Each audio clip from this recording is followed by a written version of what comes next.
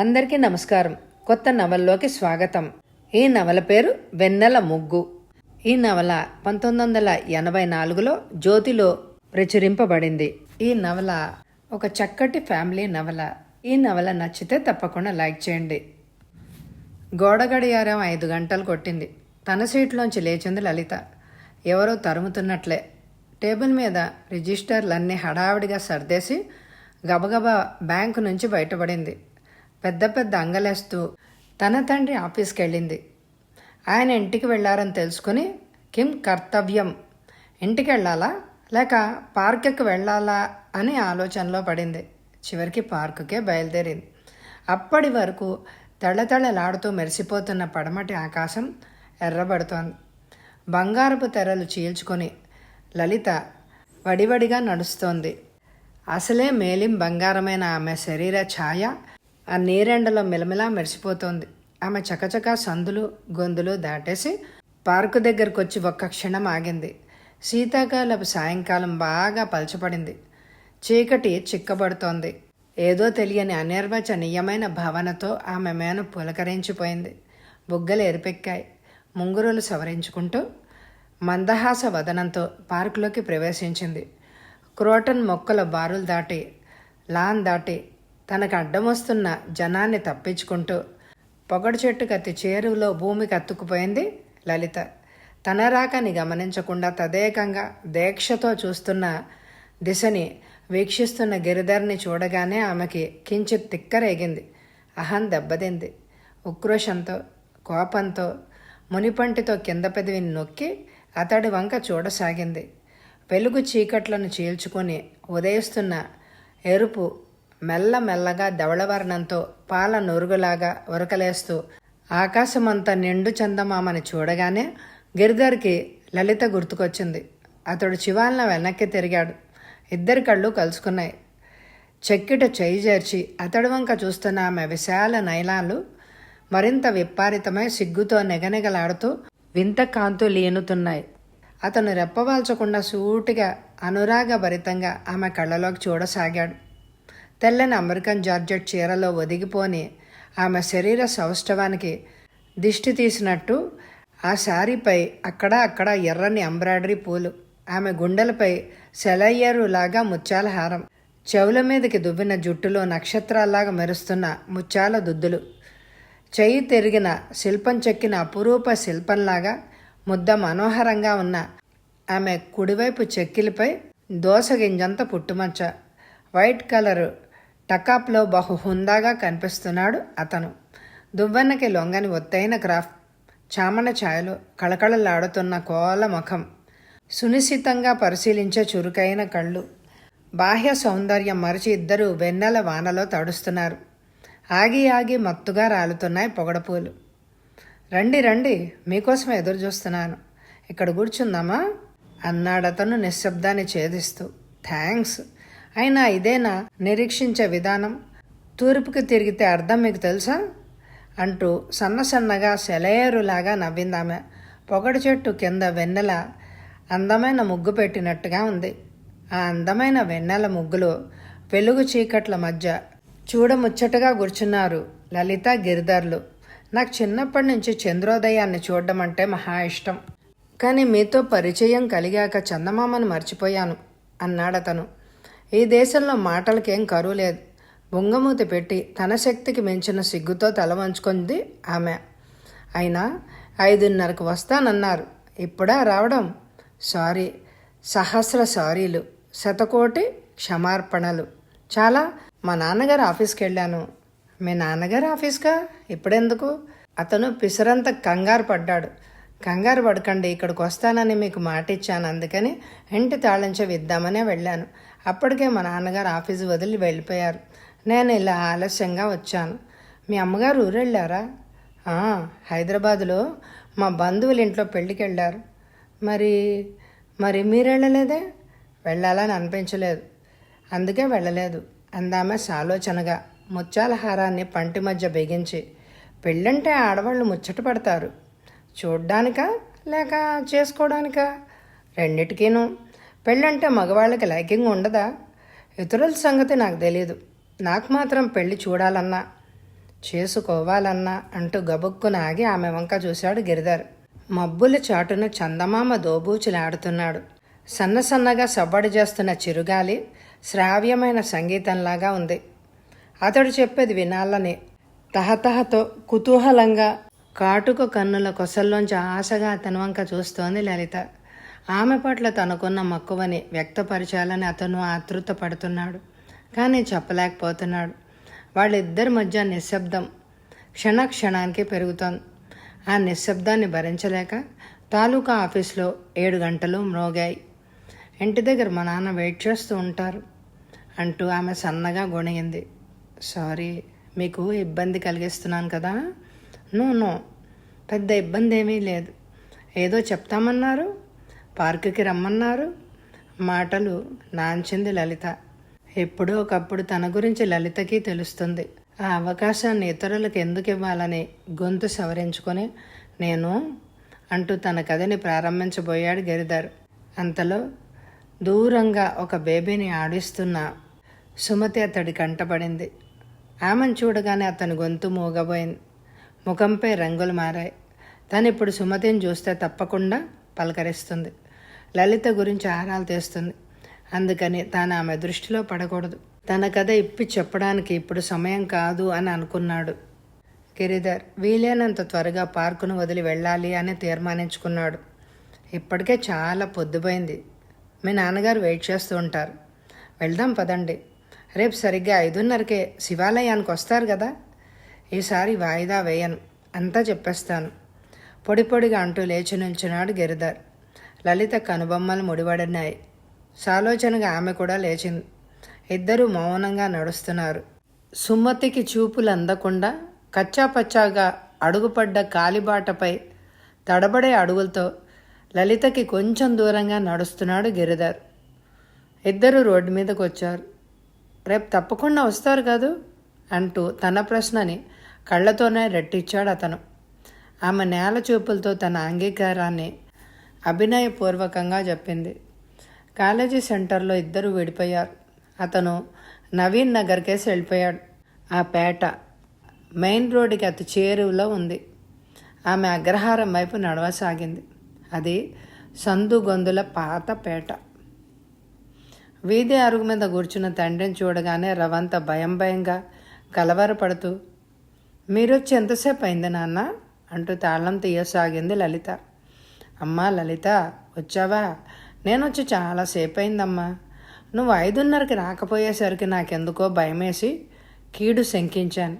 లలిత సహస్రనామ స్తోత్రం పారాయణ చేశాను. దేవి ఖడ్గమాల స్తోత్రం పూర్తి చేయగానే నువ్వు వచ్చావు. ఆ తల్లి దయ మన పట్లే ఉంది. ఎక్కడికి వెళ్ళామమ్మా? ఎందుకింత ఆలస్యమైంది అంటూ ప్రశ్నల వర్షం కురిపిస్తూ కూతురి వీపు ప్రేమగా మృదువుగా నిమిరి ఇంట్లోకి ప్రవేశించారు శంకరం గారు. తండ్రి వాత్సల్యానికి విచలితురాలై, లేట్ అయింది నాన్న, లేట్ అయింది అంటూ పెరటిలోకి వెళ్ళి కాళ్ళు కడుక్కుని వంటిట్లోకి వచ్చింది లలిత. స్టవ్ వెలిగించి గిరిధర్ సంగతి తండ్రికి చెప్పాలా వద్దా అని సందేహిస్తూ కుక్కర్ సర్దసాగింది. 5:30కి మీ ఏజెంట్ గారు మార్కెట్లో కనపడ్డారు. నువ్వు సిన్సియర్ వర్కర్వి అని పొగిడారు అంటూ శంకరం గారు పీట మీద కూర్చుని తువ్వాలతో మొహం తుడుచుకోసాగారు. తనకి గిరిధర్కి మధ్య ఉన్న పరిచయం అతి స్వల్పం. అబద్ధం చెప్పడం తనకి చేత కాదు. అలాగని ఏం చెప్పగలదు? ఇద్దరి మధ్య ఆకర్షణ ఉంది. అది స్నేహమా, అనురాగమా తనకే తెలియదు. వర్క్ హెవీగా ఉంది. ఏజెంట్ గారికి చెప్పి సీట్ మార్పించేస్తాను. ఇంతకీ ఎందుకు ఇంత ఆలస్యమైందో చెప్పావు కాదేంటి అన్నారాయన నిష్ఠూరంగా. ఫ్రెండ్ని కలిశాను నాన్న, అందుకే ఆలస్యమైంది అంది ఆమె ఆలోచనగా గబాల్న. ఎవరమ్మా ఆ ఫ్రెండు? 8 గంటల వరకు నిన్ను కట్టిపడేసింది, తండ్రిని ఇంటిని మరిపించింది. అయినా ఈ ఊళ్ళో నాకు తెలియని స్నేహితులు నీకసలు ఎవరున్నారు? ఎవరమ్మా ఆ ఫ్రెండు? ఎంత వయసు వచ్చినా తమ పిల్లల్ని ఇంకా పసిపిల్లల్లానే భావిస్తారు తల్లిదండ్రులు. ఆ పిల్లలకి తమదనే వ్యక్తిత్వం స్వేచ్ఛ లేకుండా పెరగాలి అని ఆశిస్తారు. కిటికీలోంచి బయటకు చూస్తున్న కూతురు మౌనాన్ని అపార్థం చేసుకున్న శంకరం గారు ఆమె దృష్టి మళ్లించాలని అన్నారు. ఏంటమ్మా ఆలోచిస్తున్నావు? వచ్చే మాఘమాసంలో కిషోర్ చేత నీ మెళ్ళలో 3 ముళ్ళు వేయిస్తే నా బాధ్యత తీరిపోతుంది. బావని కొనే శక్తి మీకుందా? బావ ధర 40,000 దాటిందని అత్తయ్య చాటింపు వేస్తూనే ఉంది అందామ గబగబా తండ్రి ధోరణి మార్చడానికి ప్రయత్నం చేస్తూ. రెవెన్యూ డిపార్ట్మెంట్లో యూడీసీగా పనిచేస్తున్న శంకరం గారికి 2 ఆడపిల్లలు ఉన్నారు. పెద్దమ్మాయి లలిత బీకాం పూర్తి చేసి బ్యాంకులో పనిచేస్తోంది. రెండో అమ్మాయి శ్రీదేవి ఇంటర్ ఫైనల్ ఇయర్ చదువుతోంది. ఆయన భార్య పార్వతమ్మ, ఆవిడ అన్నయ్య చంద్రయ్య సార్థక నామధేయుడు. భావన వ్యవసాయం అనే సామెతని పోషించే అతనికి స్వతహాగా ఏ విషయంలోనూ ప్రకాశించే శక్తి లేదు.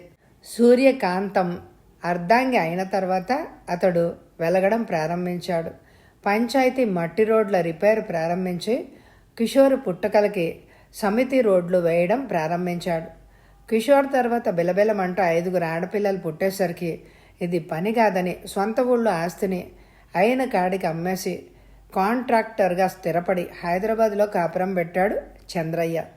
ఇదంతా అతని నిర్వాకం కాదు, సూర్యకాంతం చెవిపోరు. మేనత్త మేనమామ బిడ్డలు కావడంతో కిషోర్ లలిత కలిసే తిరిగేవారు. మేనకోడల్ని తనింటి కోడలుగా ఆహ్వానించడానికి సూర్యకాంతానికి ఇష్టం లేదు. పరాయి సంబంధం చేసుకుంటే భారీగా కట్న కానుకలు గుంజవచ్చునని శంకరం గారికి అందుబాటులో లేని ఖరీదు కిషోర్కి నిర్ణయించింది సూర్యకాంతం.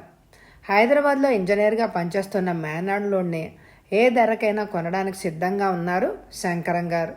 తనకున్న కొద్దిపాటి ఆస్తిని అయిన కాడికి అమ్మేసి చేయగలిగినన్ని అప్పులు చేసి లలిత వివాహం ఘనంగా చెయ్యాలి అని అనుకున్నారు. అయిన సంబంధం ఎలా వదులుకోగలరు? ఎంత అయిన వాళ్ళమైనా కట్నాలు లాంఛనాలు లేకుండా పెళ్ళిళ్ళు ఎలా అవుతాయి? మీ అత్తయ్యకి అడిగే హక్కు ఉంది. అప్పో సొప్పో చేసి ఆవిడ అడిగినవన్నీ ఇవ్వవలసిన బాధ్యత నాపై ఉంది. నాకు మాత్రం ఎవరున్నారు? నువ్వు శ్రీదేవినేగా. నేను కోరుకునేది మీ సుఖం. అది సరే అమ్మా, ఇంతకీ అసలు విషయం మరిచాను. ఆ ఫ్రెండ్ ఎవరమ్మా అంటూ ఆయన మళ్ళీ మొదటిగా వచ్చారు. ఆ ఫ్రెండు మాటల కోసం తడుముకున్నది లలిత. అబద్ధం చెప్పే శక్తి నీకు లేదమ్మా. ఎవరా ఫ్రెండు? పిసరంత అనుమానంతో కొండంత మార్దవంగానే ప్రశ్నించారు ఆయన. ఆయన మనసేదో కీడు శంకిస్తున్నది. అందుకే ఎటువంటి దుర్వార్త వినవలసి వస్తుందోనని ఆందోళన పడుతున్నారు. తండ్రి ప్రసన్న వదనంలో తొణికసలాడుతున్న చిరాకుని పసిగట్టిన లలిత బెరుకుగానే అంది, ఫ్రెండు అతను గిరిధర్ గారు.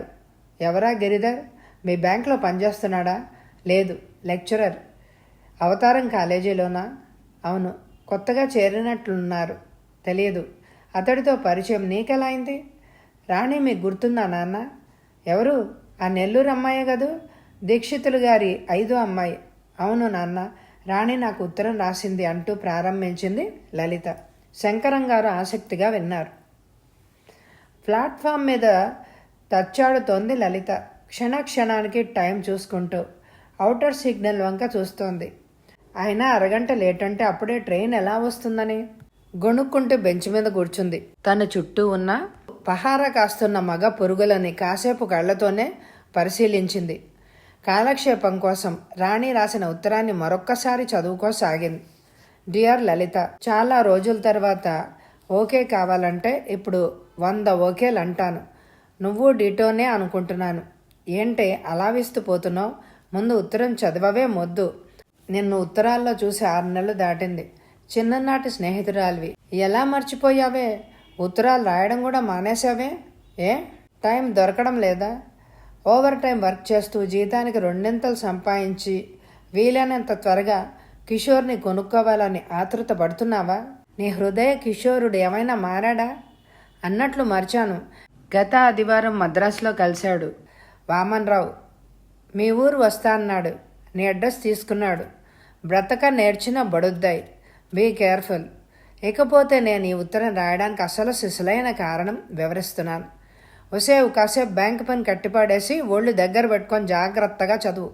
నేను ఒక చిన్న అడ్వెంచర్ చేసి పెద్ద చరిత్ర సృష్టించాను. నీ జబ్బల్లో పుష్టి గట్రా ఉంటే నా కథని నవలగా రాసుకో. డబ్బు పేరు సంపాదించుకో. ఇది నా కథని నేను కోర్టుకు వెళ్ళను. అవలీలుగా అప్పులు చేసి నలుగురు ఆడపిల్లలకు పెళ్లిళ్ళు చేసిన మా నాన్న నా దగ్గరకు వచ్చేసరికి ఆర్థికంగా అనారోగ్యవంతులైనారు. ఆడపిల్లలకు వీలైనంత త్వరగా ఏదో విధంగా పెళ్లిళ్ళు చేసి వదిలించుకోవడం సమకాలీన సామాజిక న్యాయం కాబట్టి రెట్టించిన ఉత్సాహంతో తాకట్టులో ఉన్న మా ఇంటిని అమ్మకానికి పెట్టి నాకు ఒక సాదా మ్యాచ్ సెటిల్ చేశారు మా నాన్న.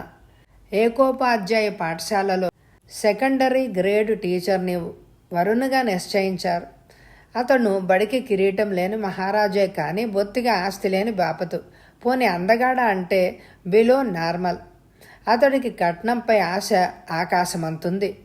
ఇక అత్తగాడి అక్కా చెల్లెళ్ళకి పట్టు చీరలు కట్టుకుని స్టీల్ బిందెల్లో నీళ్లు తాగాలనే తపనుంది.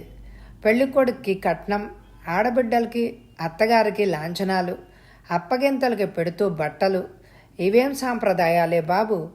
అందుకని నేను ఆ సంబంధాన్ని ససే మేర అంగీకరించలేదు. కట్నం ఆశించే వెధవని పెళ్ళాడనని భీష్మించుకొని కూర్చున్నాను. ఉద్యోగం చేస్తానని మొండిగేశాను. నా బ్రతికేదో నేను బ్రతుకుతానని తెగేసి చెప్పేశాను. పోట్లాడాను, ఏడిచాను, బావి గట్టెక్కి బెదిరించాను. చివరికి నేనే గెలిచాను. ఆ టీచర్ సంబంధం తప్పిపోయింది. నా జీవితంలో పెద్ద గండం గడిచిపోయింది. ఉద్యోగ ప్రయత్నాలు చేస్తూ ఊరికనే ఇంట్లో కూని రాగాలు తీయడం ఎందుకని సినిమా పాటల పోటీలో పాల్గొన్నాను. అదృష్టవశాత్తు నాకు ప్రథమ బహుమతి వచ్చింది. ప్రైజ్ తీసుకొని టౌన్ హాల్లోంచి వస్తుంటే నన్ను అటకాయించి అభినందించాడు ఒక అందమైన కుర్రాడు. కుర్రాడంటే ఉంగా అనే పిల్లాడు అని అనుకునేవు. ఏ సర్టిఫికెట్ సినిమాలు చూసే వయసున్నవాడే. అంటే అప్పుడే నిక్కర్లు వదిలి ప్యాంటు వేసుకునే బాపతు కాదు. మనకి ఈడు జోడు. ఇక్కడ మనకి అంటే నేను అని అర్థం. నేను అందమైన దాన్ని కాబట్టి అసూయపడికే నాకు అంత అందంగా కనపడ్డాడు. అతను నన్ను పొగిడేస్తూ అభినందిస్తూ నా మనసుని ఎగరేస్తూ, ఎటువంటి పదాలు నీకేమైనా గుర్తొస్తే ఇక్కడ చదువుకో. గాంధీ పార్కులకి, సినిమా హాళ్లు దాటి రైల్వే బ్రిడ్జీల వరకు వచ్చాం. నేను అవసరానికి మించి భయపడుతూ, మీరు నన్ను అమితంగా పొగిడేస్తున్నారు, నేనిక భరించలేను, నేనేమంత గొప్పగా పాడలేను.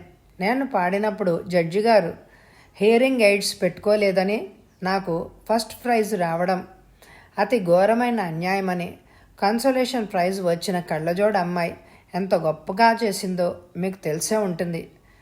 మీరు మెచ్చేంత దారుణంగా నేను పాడలేదు, నన్ను వదిలిపెట్టండి, ఇంటికి వెళ్ళాలి అంటూ ప్రేమపూర్వకంగానే ప్రాధేయపడ్డాను. ఉడుంపట్టు పట్టినట్టు అతడు నన్ను వదలలేదు. నా పేరు రాజు, మాది బొబ్బిలి. అంటే బొబ్బిలి సంస్థానం మాదేనని పేరాస పడకండి, నేను పేరుకే రాజుని. ఎంకాము ఎంబీఏ పూర్తి చేసి బొంబాయిలో వర్క్ చేస్తున్నాను. పిఆర్ కంపెనీలో అకౌంట్స్ ఆఫీసర్ని అంటూ తనని తాను పరిచయం చేసుకుంటూ మా ఇంటి దాకా వచ్చాడు. ఇంట్లోకి వస్తాడేమోనని చచ్చెంత భయపడ్డాను. భయం వలదని నాకు అభయం ఇచ్చి అతడి పైకి ఉరికింది మా టామీ. అతడు బెదిరిపోయి చెదిరిపోయి క్రాఫ్ట్ని సరి చేసుకుంటూ నాకేసి అదోలా చూస్తూ వెళ్ళాడు.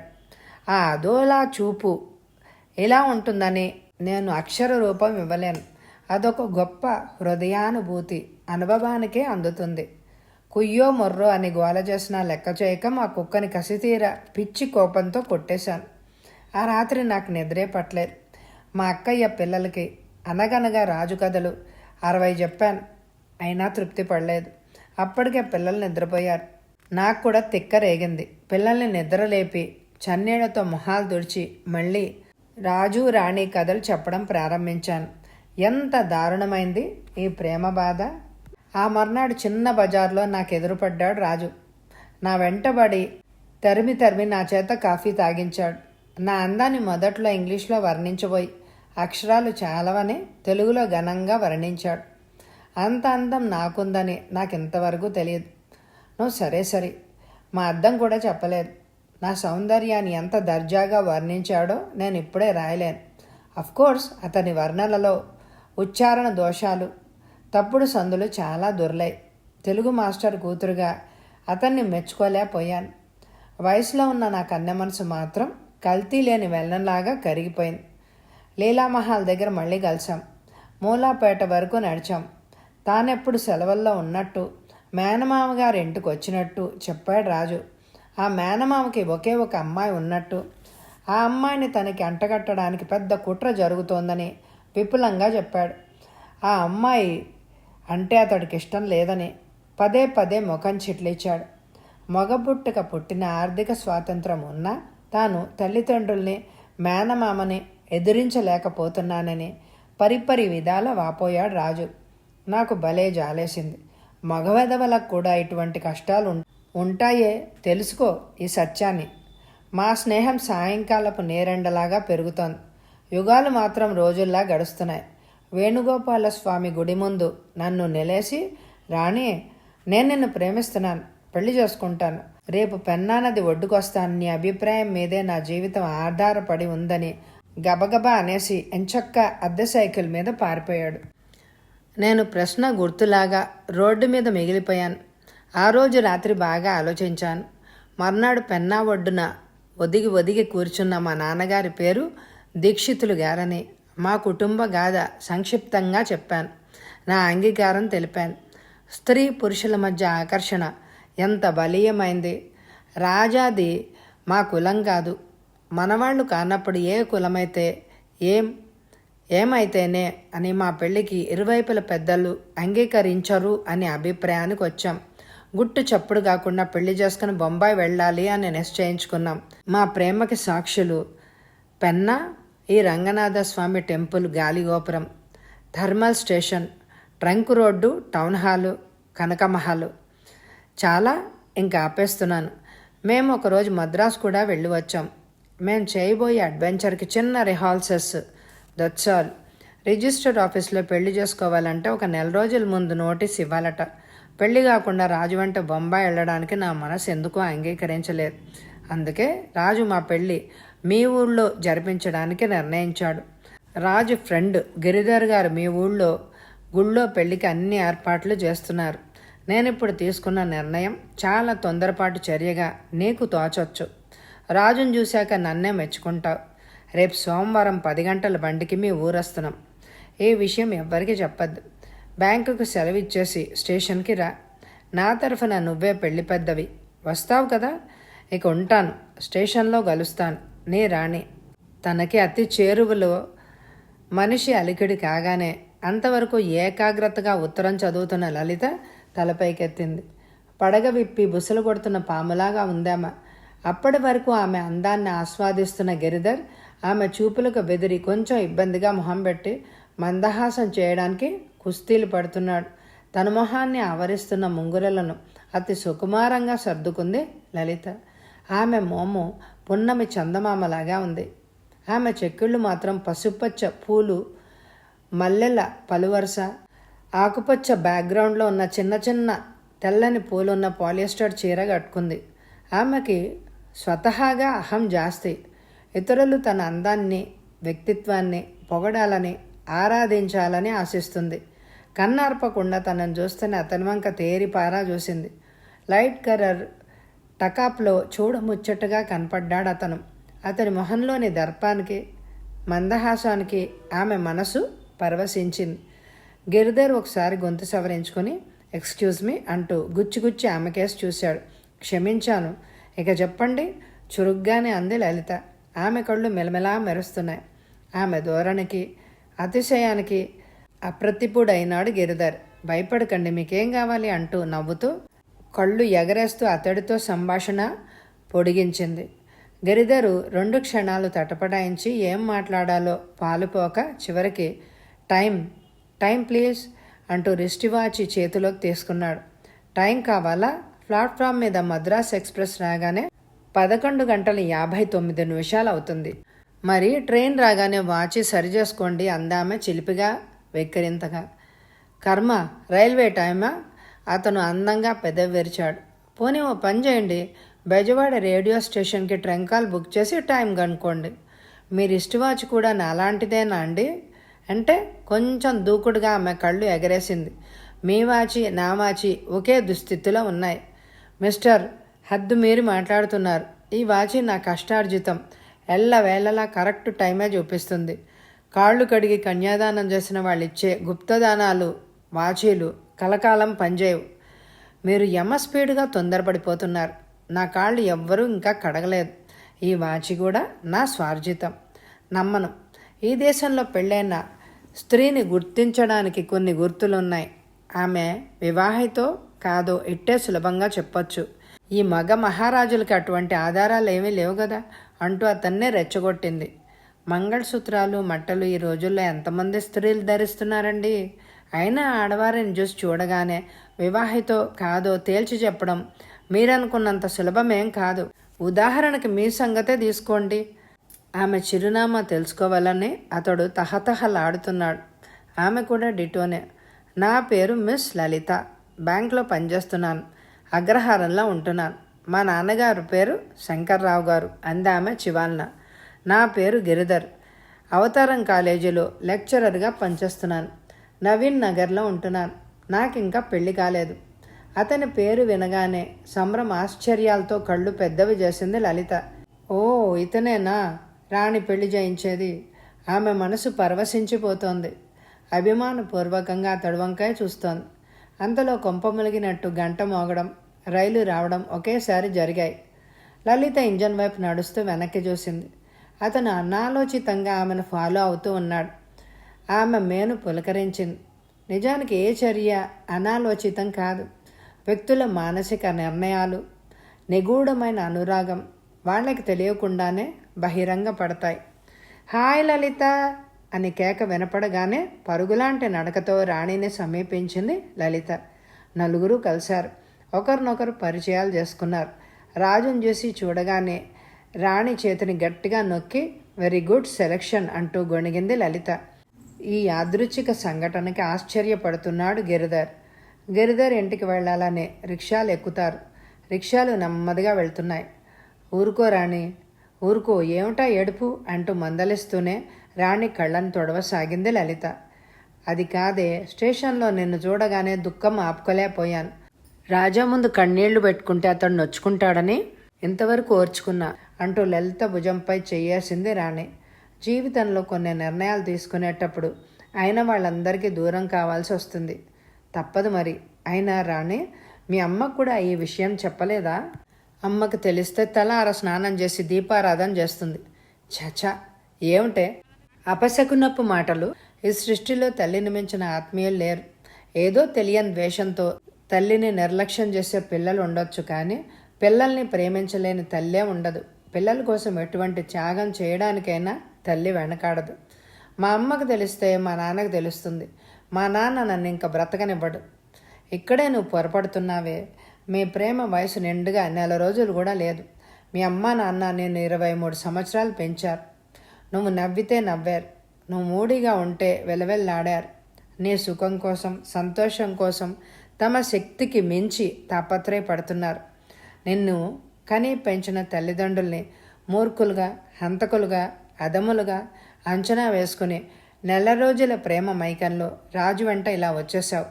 ఈ తప్పు నీది కాదు, నీ వయసుది. నీ స్నేహితురాల్ని చాలా తక్కువగా అంచనా వేస్తున్నావు. లలిత, యవ్వనోద్రేకంతో తొందరపడి ఆ తప్పుని సరిదిద్దుకోవడానికి రాజీ చేసుకునే పెళ్ళి కాదు మాది. మా హద్దుల్లోనే మేము ఉన్నాం. మా ప్రేమని పెద్దలు హర్షించరు.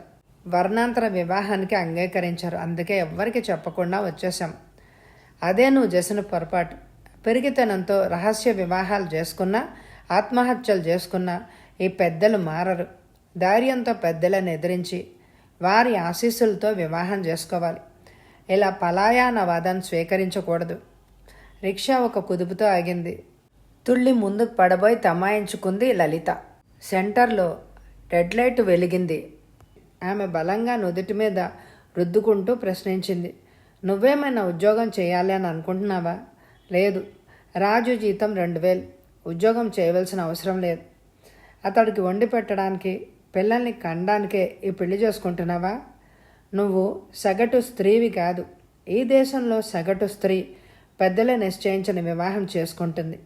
ఇష్టమున్నా లేకపోయినా అతనే జన్మ జన్మలకి భర్త కావాలని వ్రతాలు చేస్తుంది, నోములు పడుతుంది. నీ సంగతి వేరు. పెద్దల ప్రమేయం లేని వివాహం నీది. ఈ దేశంలో ప్రేమ వివాహాలు చాలా వరకు విఫలమైపోతున్నాయని మనం రోజు వింటూనే ఉన్నాం. You are talking too much. లేదు, స్నేహితురాలుగా, శ్రేయోభిలాషిగా హెచ్చరిస్తున్నాను. ఆర్థిక స్వాతంత్రం ఉన్న స్త్రీకి తనది అని అనుకునే జీవితం ఉంటుంది. మనం అనుకున్నట్లు జరగకపోవచ్చును. నీకై నువ్వు బ్రతకవలసి వస్తే ఉద్యోగం తోడుగా ఉంటుంది. లలిత, ఉద్వేగంగా అంది రాణి. ఆవేశపడకు, నెమ్మదిగా ఆలోచించు. రాణి సాలోచనగా ముందుకెళ్తున్న రిక్షాను చూడసాగింది. థ్యాంక్స్ రా గిరి, ఈ గుళ్ళో పెళ్లిపై నాకంతగా నమ్మకమే లేదు. కానీ రాణి అభిప్రాయాన్ని గౌరవించాలని, ఆమెను హర్ట్ చేయకూడదని నీ సహాయం కోరాను. నా మాట నిలబెట్టావు అంటూ ప్రేమపూర్వకంగా గిరిధర్ చేతిని నొక్కాడు రాజు. వివాహం అనేది ఒక సాంఘిక కట్టుబాటు. ఈ పెళ్లి వలన తనకి రక్షణ లభిస్తుందని ఆశిస్తోంది స్త్రీ. పీటల మీద పెళ్లి చెడగొట్టడానికి ఏమాత్రం సందేహించని ఈ సంఘం మూడు ముళ్ళు పడగానే ఆ దంపతుల్ని విడగొట్టడానికి పాపభీతితో వెనకాడుతుంది. ఈ దేశంలో వివాహ వ్యవస్థకి అత్యంత గౌరవం, ప్రాధాన్యత ఉన్నాయి. అన్నట్టు మరిచాను, మీ నాన్నగారికి ఈ విషయం తెలియజేశావా? లేదురా, ఇప్పుడు తెలిస్తే ప్రమాదం. బొంబాయి వెళ్ళాక వివరంగా జాబు రాస్తాను. నవీన్ నగర్లో గిరిధర్ ఇంటి ముందు రిక్షా లాగాయి. నలుగురు దిగారు. గిరిధర్ తాళం తీస్తూ, రాజు, మీరు చాలా అదృష్టవంతులు. నిన్ననే ఇంటి వాళ్ళు ఊరెళ్ళారు. ఇక్కడ మీకేమి ఇబ్బంది ఉండదు అంటూ ఇంట్లోకి దారి తీశాడు. 2 గదుల పోర్షన్ అది. ముందు గదిలో 4 కుర్చీలు, టేబుల్ ఉన్నాయి. అలమారు నిండగా పుస్తకాలు ఉన్నాయి. రెండో గదిలో మంచం, బట్టలు పెట్ట వగైరా నీట్గా సర్దబడి ఉన్నాయి. గిరిధర్ ఫ్లాస్క్లోంచి కాఫీని 4 కప్పుల్లోకి వంపుతూ అన్నాడు, ఇక మీదే ఆలస్యం. అన్ని ఏర్పాట్లు చేసేసాను. మీరిక స్నానాలు చేస్తే మనము గుడికి వెళ్ళొచ్చు. మా కోసం చాలా శ్రమ తీసుకుంటున్నావురా అంటూ కాఫీ కప్పుని అందుకున్నాడు రాజు. ఇందులో శ్రమే ఉందిలా. It's my pleasure. నువ్వు బాగా ఎదిగిపోయావు. మన కాలేజీ రోజుల్లో నీకింత ఫార్వర్డ్నెస్ లేవు. వర్ణాంతర, కులాంతర. గిరిధర్ ధోరణికి అడ్డు వస్తూ తీవ్రంగానే అంది లలిత. క్షమించండి గిరిధర్ గారు, ఈ పెళ్లి వర్ణాంతర వగైరా వగైరాలు వివాహం కాదు. ఇది కేవలం ప్రేమ వివాహం. Love marriage, that's all. మీ రాజుగారిది, మా రాణిగారిది ఒకే కులం, మతం కాకపోయినా కులాంతర, మతాంతర వివాహం చేసుకోవాలనే దురుద్దేశం, ఆశయం వీళ్ళిద్దరికీ లేదు. వీళ్ళది కేవలం ప్రేమ వివాహం. మిగతావన్నీ యాదృచ్ఛికం. ప్రేమ ఊపిరితోనే వీళ్ళని బ్రతకనివ్వండి. ఏంటే లలిత, నా ప్రస్తావన వచ్చింది అంటూ లోపల గదిలో తలదూవుకుంటున్న రాణి వచ్చింది. ఏం లేదే, మీ పెళ్ళికి నామకరణం చేస్తున్నా అంటూ నవ్వేసింది. రాజుగారు, మా రాణికి తల్లి, తోడు, దైవం అంతా మీరే. కేవలం మేం నిమిత్త మాత్రులం. మాట సహాయం మాత్రమే చేయగలం. మా రాణిని ఎలా చూసుకుంటారో రుద్ధకంఠంతో అప్పగింతలు ప్రారంభించింది లలిత. మా రాజు ఎలాంటి లోటు రానివ్వడు. బొంబాయి వెళ్ళగానే దీక్షితులు గారికి జవాబు రాస్తాడు. ఎంత కసాయి తల్లిదండ్రులైనా బిడ్డలపై కక్ష చూపించరు. దయతో, సానుభూతితో అర్థం చేసుకోవడానికే ప్రయత్నిస్తారు అన్నాడు గిరిధర్. మన తల్లిదండ్రుల దగ్గర నుండి ఆశించవలసింది ఇతరులపై చూపే దయ, జాలి, సానుభూతి, మాట సహాయం కాదు. మనం పొందవలసింది ప్రేమ, అభిమానం, స్వార్థం, ఆర్ద్ర హృదయం అంది లలిత. అది నిజమే అనుకోండి అంటూ మాటల కోసం తడుముకుంటూ ఆమె వాగ్ధోరణికి ముగ్ధుడైపోయాడు గిరిధర్. రాజుగారు, మీరేమో అనుకోనంటే నాదొక చిన్న ప్రశ్న. మీలాంటి సంబంధం మాలో చేసుకోవాలంటే కనీసం 50-60 వేలు కావాలి. దీక్షితులు గారు అంతా ఇచ్చుకోలేరు. ఆయన తెచ్చే 5-6 వేల సంబంధాలు మా రాణికి నచ్చలేదు. మరి మీరు అంటూ ఆగింది లలిత. మా మామయ్య కూతురంటే నాకు ఇష్టం లేదు. యాదృచ్ఛికంగా రాణిని చూశాను. మా మనసులు మాకు తెలియకుండానే పెనవేసుకున్నాయి. అంతా తాము అనుకున్నట్లు జరిగితే జీవితం సుఖంగా ఉంటుంది అంటారు. నేను సుఖంగా, ఆనందంగా ఉండాలి అంటే రాణి నా జీవిత భాగస్వామి కావాలి. I like her very much. I can't leave without her అన్నాడు ఉద్వేగంగా రాజు. కలిసిన మనసుల అనుభవమే ప్రేమ. కేవలం సంసార సుఖం కోసం పెళ్ళి, వివాహం అనేది అవ్యక్తమైన ఒప్పందం. మీ వివాహ బంధానికి ప్రేమ, ఒకరినొకరు గౌరవించుకునే అవగాహన, స్నేహం మూలం కావాలి. ప్రేమ లేకుండా కేవలం శరీర ఆకర్షణతో కలకాలం సంసారాలు చేయడం చాలా కష్టం. Wish you all the best. విప్పారిన నేత్రాలతో లలితవంక ఆరాధనగా హృదయపూర్వకంగా చూస్తున్నాడు గిరిధర్. మేము నలుగురం కలిసి గుడికెళ్ళాం. అక్కడ శాస్త్రోక్తంగా పెళ్లి జరిగింది. ఆ రోజు రాత్రే రాజు రాణి బొంబాయి వెళ్ళారు. వింటున్నారా నాన్న అంటూ హెచ్చరించింది లలిత. వింటున్నాను, చెప్పమ్మా అంటూ ఒక్కపడి నములుతూ పడకుర్చీలో చేరగిలపడి ఆలోచిస్తున్నారు శంకరం గారు. రాణి బొంబాయి వెళ్ళాక నాకు ఉత్తరం రాయలేదు. మీకు ఈ విషయము చెప్పాలా వద్దా అనుకుంటూనే తాత్సారం చేశాను అంటూ దుప్పట్లు దిలిపి పక్కలు వేయసాగింది. దీక్షితులు గారికి ఈ విషయం తెలుసో తెలీదో, ఈడొచ్చిన పిల్ల కనపడకపోతే తల్లిదండ్రులు ఎంత తల్లడిల్లిపోతారో. పగవాళ్లకైనా ఇటువంటి శిక్ష వద్దమ్మా. ఎంత అప్రదిష్ట. దీక్షితులు గారు ఇక నలుగురిలోకి వెళ్ళలేరు. రాణి తొందరపడింది. తల్లిదండ్రులకు తలవంపులు తెచ్చే తప్పుడు పని చేయలేదు. రాణి తనకి నచ్చిన వాడిని పెళ్ళాడి హాయిగా కాపురం చేస్తోంది. ఇందులో తప్పే ఉంది నాన్న. అయినా వివాహం అనేది వ్యక్తిగత విషయం. వ్యక్తిగత విషయమా? పెద్దల ప్రమేయం అవసరం లేదా అంటూ గాబరాగా లేచాడు. శంకరం గారు కదులుతున్న తన నీడను చూసి భయపడ్డారు. తండ్రిలో వచ్చిన మార్పుకి కంగుదింది లలిత. 1,00,000 మంది పెళ్లి కూతుర్లను చూసి తనకి అన్ని విధాలా నచ్చిన అమ్మాయిని పెళ్లి చేసుకుంటాడు మగాడు. ఇటువంటి అవకాశం ఆడదానికి లేదు. యువకులు కోరికనే కోరికలే యువతలకు కూడా ఉంటాయని పెద్దలు గ్రహించరు. సాంఘిక ఆర్థిక పరిస్థితులు ఆడదాని గొంతు నొక్కేస్తాయి. పెద్దలు చేసే పెళ్లిని మనస వాచ కాదని తనకు తానే జీవితాన్ని ఏర్పరచుకుంది రాణి. ఇది తప్ప నాన్న? తండ్రికి సర్ది చెప్పడానికి ప్రయత్నిస్తోంది లలిత. లేదమ్మా, ఈ తప్పు రాణిది కాదు, ఈ సంఘాంది. రాకెట్ కన్నా వేగంగా మన ఆర్థిక సాంఘిక పరిస్థితులు మారుతున్నాయి. మీ దృష్టిలో పరమార్థికం. పూర్వపరాలు చూసి పెద్దలు నిశ్చయించిన పెళ్ళి మీ దృష్టిలో ఆటవికం, పశుప్రాయం. పట్టుమని 2 పుష్కరాలు వయసులేని రాణి తన మనసుని మార్చుకోలేదు. కానీ షష్ఠి పూర్తికి దగ్గరైన దీక్షితులు గారు మనసు మార్చుకోవాలే. 40 సంవత్సరాల జీవిత అనుభవం ఏర్పరచుకున్న అలవాట్లన్నీ అభిప్రాయాలను మార్చుకోవాలి, వదులుకోవాలి. అది కాదు నాన్న. ఏది కాదు? సుఖంగా సంతోషంగా ఉండాలని అందరూ కోరుకుంటారమ్మా. ఇందులో తప్పేం లేదు. సుఖం అనేది మనసును బట్టి ఏర్పడుతుంది. అందరూ పల్లకి ఎక్కాలి అని అనుకుంటే బోయలు ఎక్కడ దొరుకుతారు? ఏ రాజకుమారుడో గుర్రం మీద వచ్చి తనని ఎగరేసుకుపోవాలని ప్రతి కన్య కలలు కంటుంది. కానీ తన ఉనికి గురించి ఆలోచించదు. ఆయన ఉద్రేకంగా ఇంకే ఏదో అంటూనే ఉన్నారు. ఇప్పటికే చాలా పొద్దుపోయింది, మీరు పడుకోండి నాన్న అంటూ తండ్రితో వాదన పెట్టడం ఇష్టం లేని లలిత బెడ్ లైట్ ఆన్ చేసి ట్యూబ్ లైట్ ఆఫ్ చేసి బయటకు వచ్చింది. గోడ గడియారం 11 గంటలు కొట్టింది. పడుకుంటానమ్మా అంటూ సణుక్కుంటూనే పక్క మీద చేరారు శంకరం గారు. ఆయన మనసులో అనేక సందేహాలు, శంకలు బయటపడడానికి భయపడుతూనే ప్రశ్నించారు. గిరిధర్ గారితో పరిచయం ఆ రోజే మొదలైందా? మళ్ళీ ఈరోజే కలిసావా?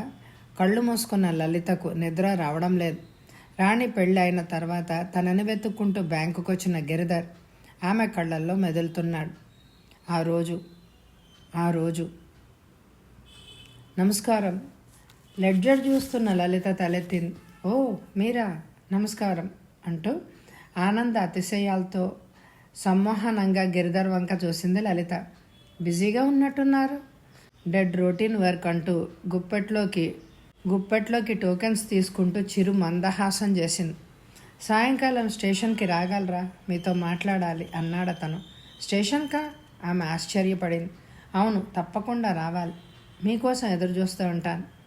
వివరాలు అడగండి, వస్తే మీకే తెలుస్తుంది అంటూ 2-3 కస్టమర్స్ కౌంటర్ దగ్గరికి రాగానే తప్పకుండా వస్తారు కదూ అన్నాడు గిరిధర్. ఆమె కళ్ళతోనే అంగీకారం తెలపగానే గబగబా రోడ్డు మీదకు వెళ్తూ గబుక్కన వెనక్కు తిరిగాడు గిరిధర్. యాంత్రికంగా చెక్ అందుకొని టోకెన్ నంబర్ వేస్తున్న లలిత ఎవరో పిలిచినట్టు గబాలన తల పైకెత్తింది. 2 కళ్ళు కలుసుకున్నాయి. అతను కనుమరుగైనాడు. ఆమె చెక్కు తీసుకుంటోంది. లెడ్జర్లో అంకెలేసుకుంటోంది. స్టేషన్కి రమ్మంటున్నాడు ఇతను కూడా రాజులాగా తనని ఇబ్బంది పెడతాడా? కొంపదీసి రాణి తిరుగు టపాలో రావడం లేదు కదా. మళ్ళీ ఇంకో ప్రేమ పెళ్ళి చేయిస్తున్నాడా, లేక తన ప్రేమ పురాణం వల్లవేస్తాడా? స్త్రీ పురుషుల స్నేహం అనివార్యం ప్రేమగా మారుతుందా? ఆమె ఇంకా ఆలోచించలేకపోయింది. బుద్ధిగా ఆఫీస్ పనిలో నిమగ్నురాలై సాయంకాలం స్టేషన్కి వెళ్ళాలి అని నిశ్చయించుకుంది. ప్లాట్ఫామ్ టికెట్ తీసుకుని 1వ నంబర్ ప్లాట్ఫామ్ మీదకి వచ్చింది లలిత. 3వ నంబర్ ప్లాట్ఫామ్ మీద ఉన్న గిరిధర్ ఆమెను ఆహ్వానించాడు. ఆమె ఓవర్ బ్రిడ్జి ఎక్కింది. మెల్లమెల్లగా హంసగమనంతో దిగుతోంది.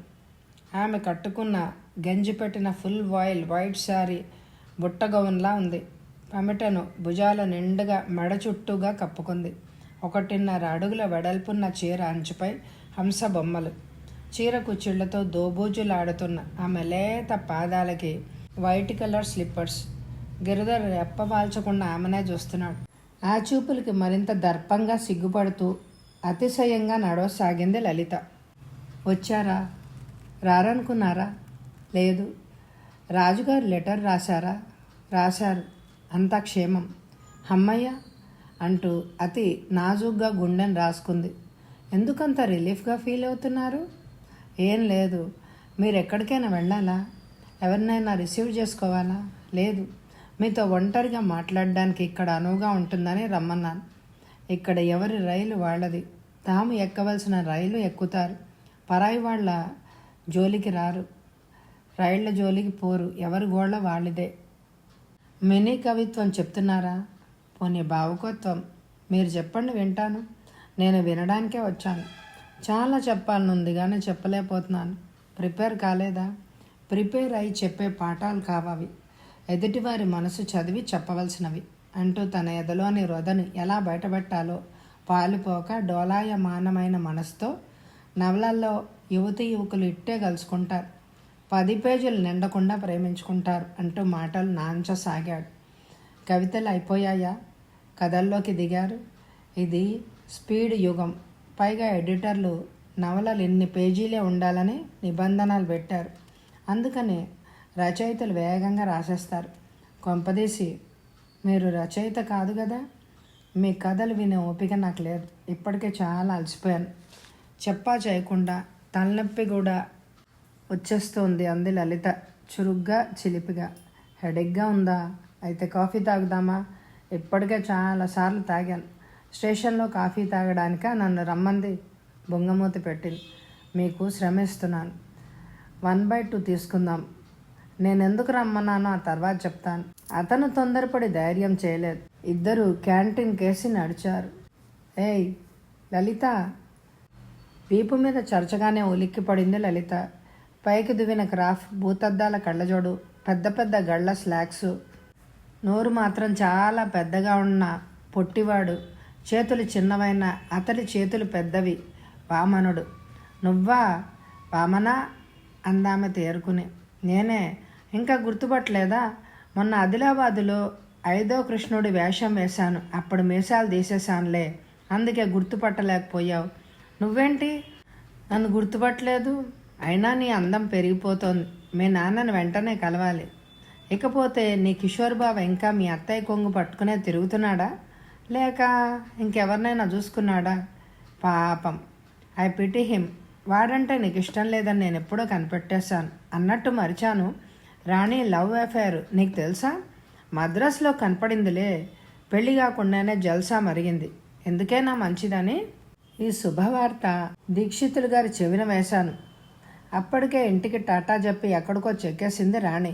ఇక నా సంగతి, ఓ సన్మానం కేసు టేకప్ చేయడానికి ఈ ఊరు వచ్చాను. అనుకోకుండా సంతాప సభ కాంట్రాక్ట్ చేతికి చిక్కింది. అరేంజ్మెంట్స్ కోసం అర్జెంటుగా మద్రాసు చెక్కేస్తున్నాను. వారం రోజుల్లో వస్తాను అంటూ మాటలతో సుడిగాడిలాగా ఆమెను చుట్టేశాడు వామనుడు. కప్పులోని కాఫీని సగం వంపిన గిరిధర్ బొమ్మలా వాళ్ళిద్దరిని చూస్తున్నాడు. వారు గిరిధర్ గారు లెక్చరర్ అంది లలిత కొంచెం తడబడుతూ.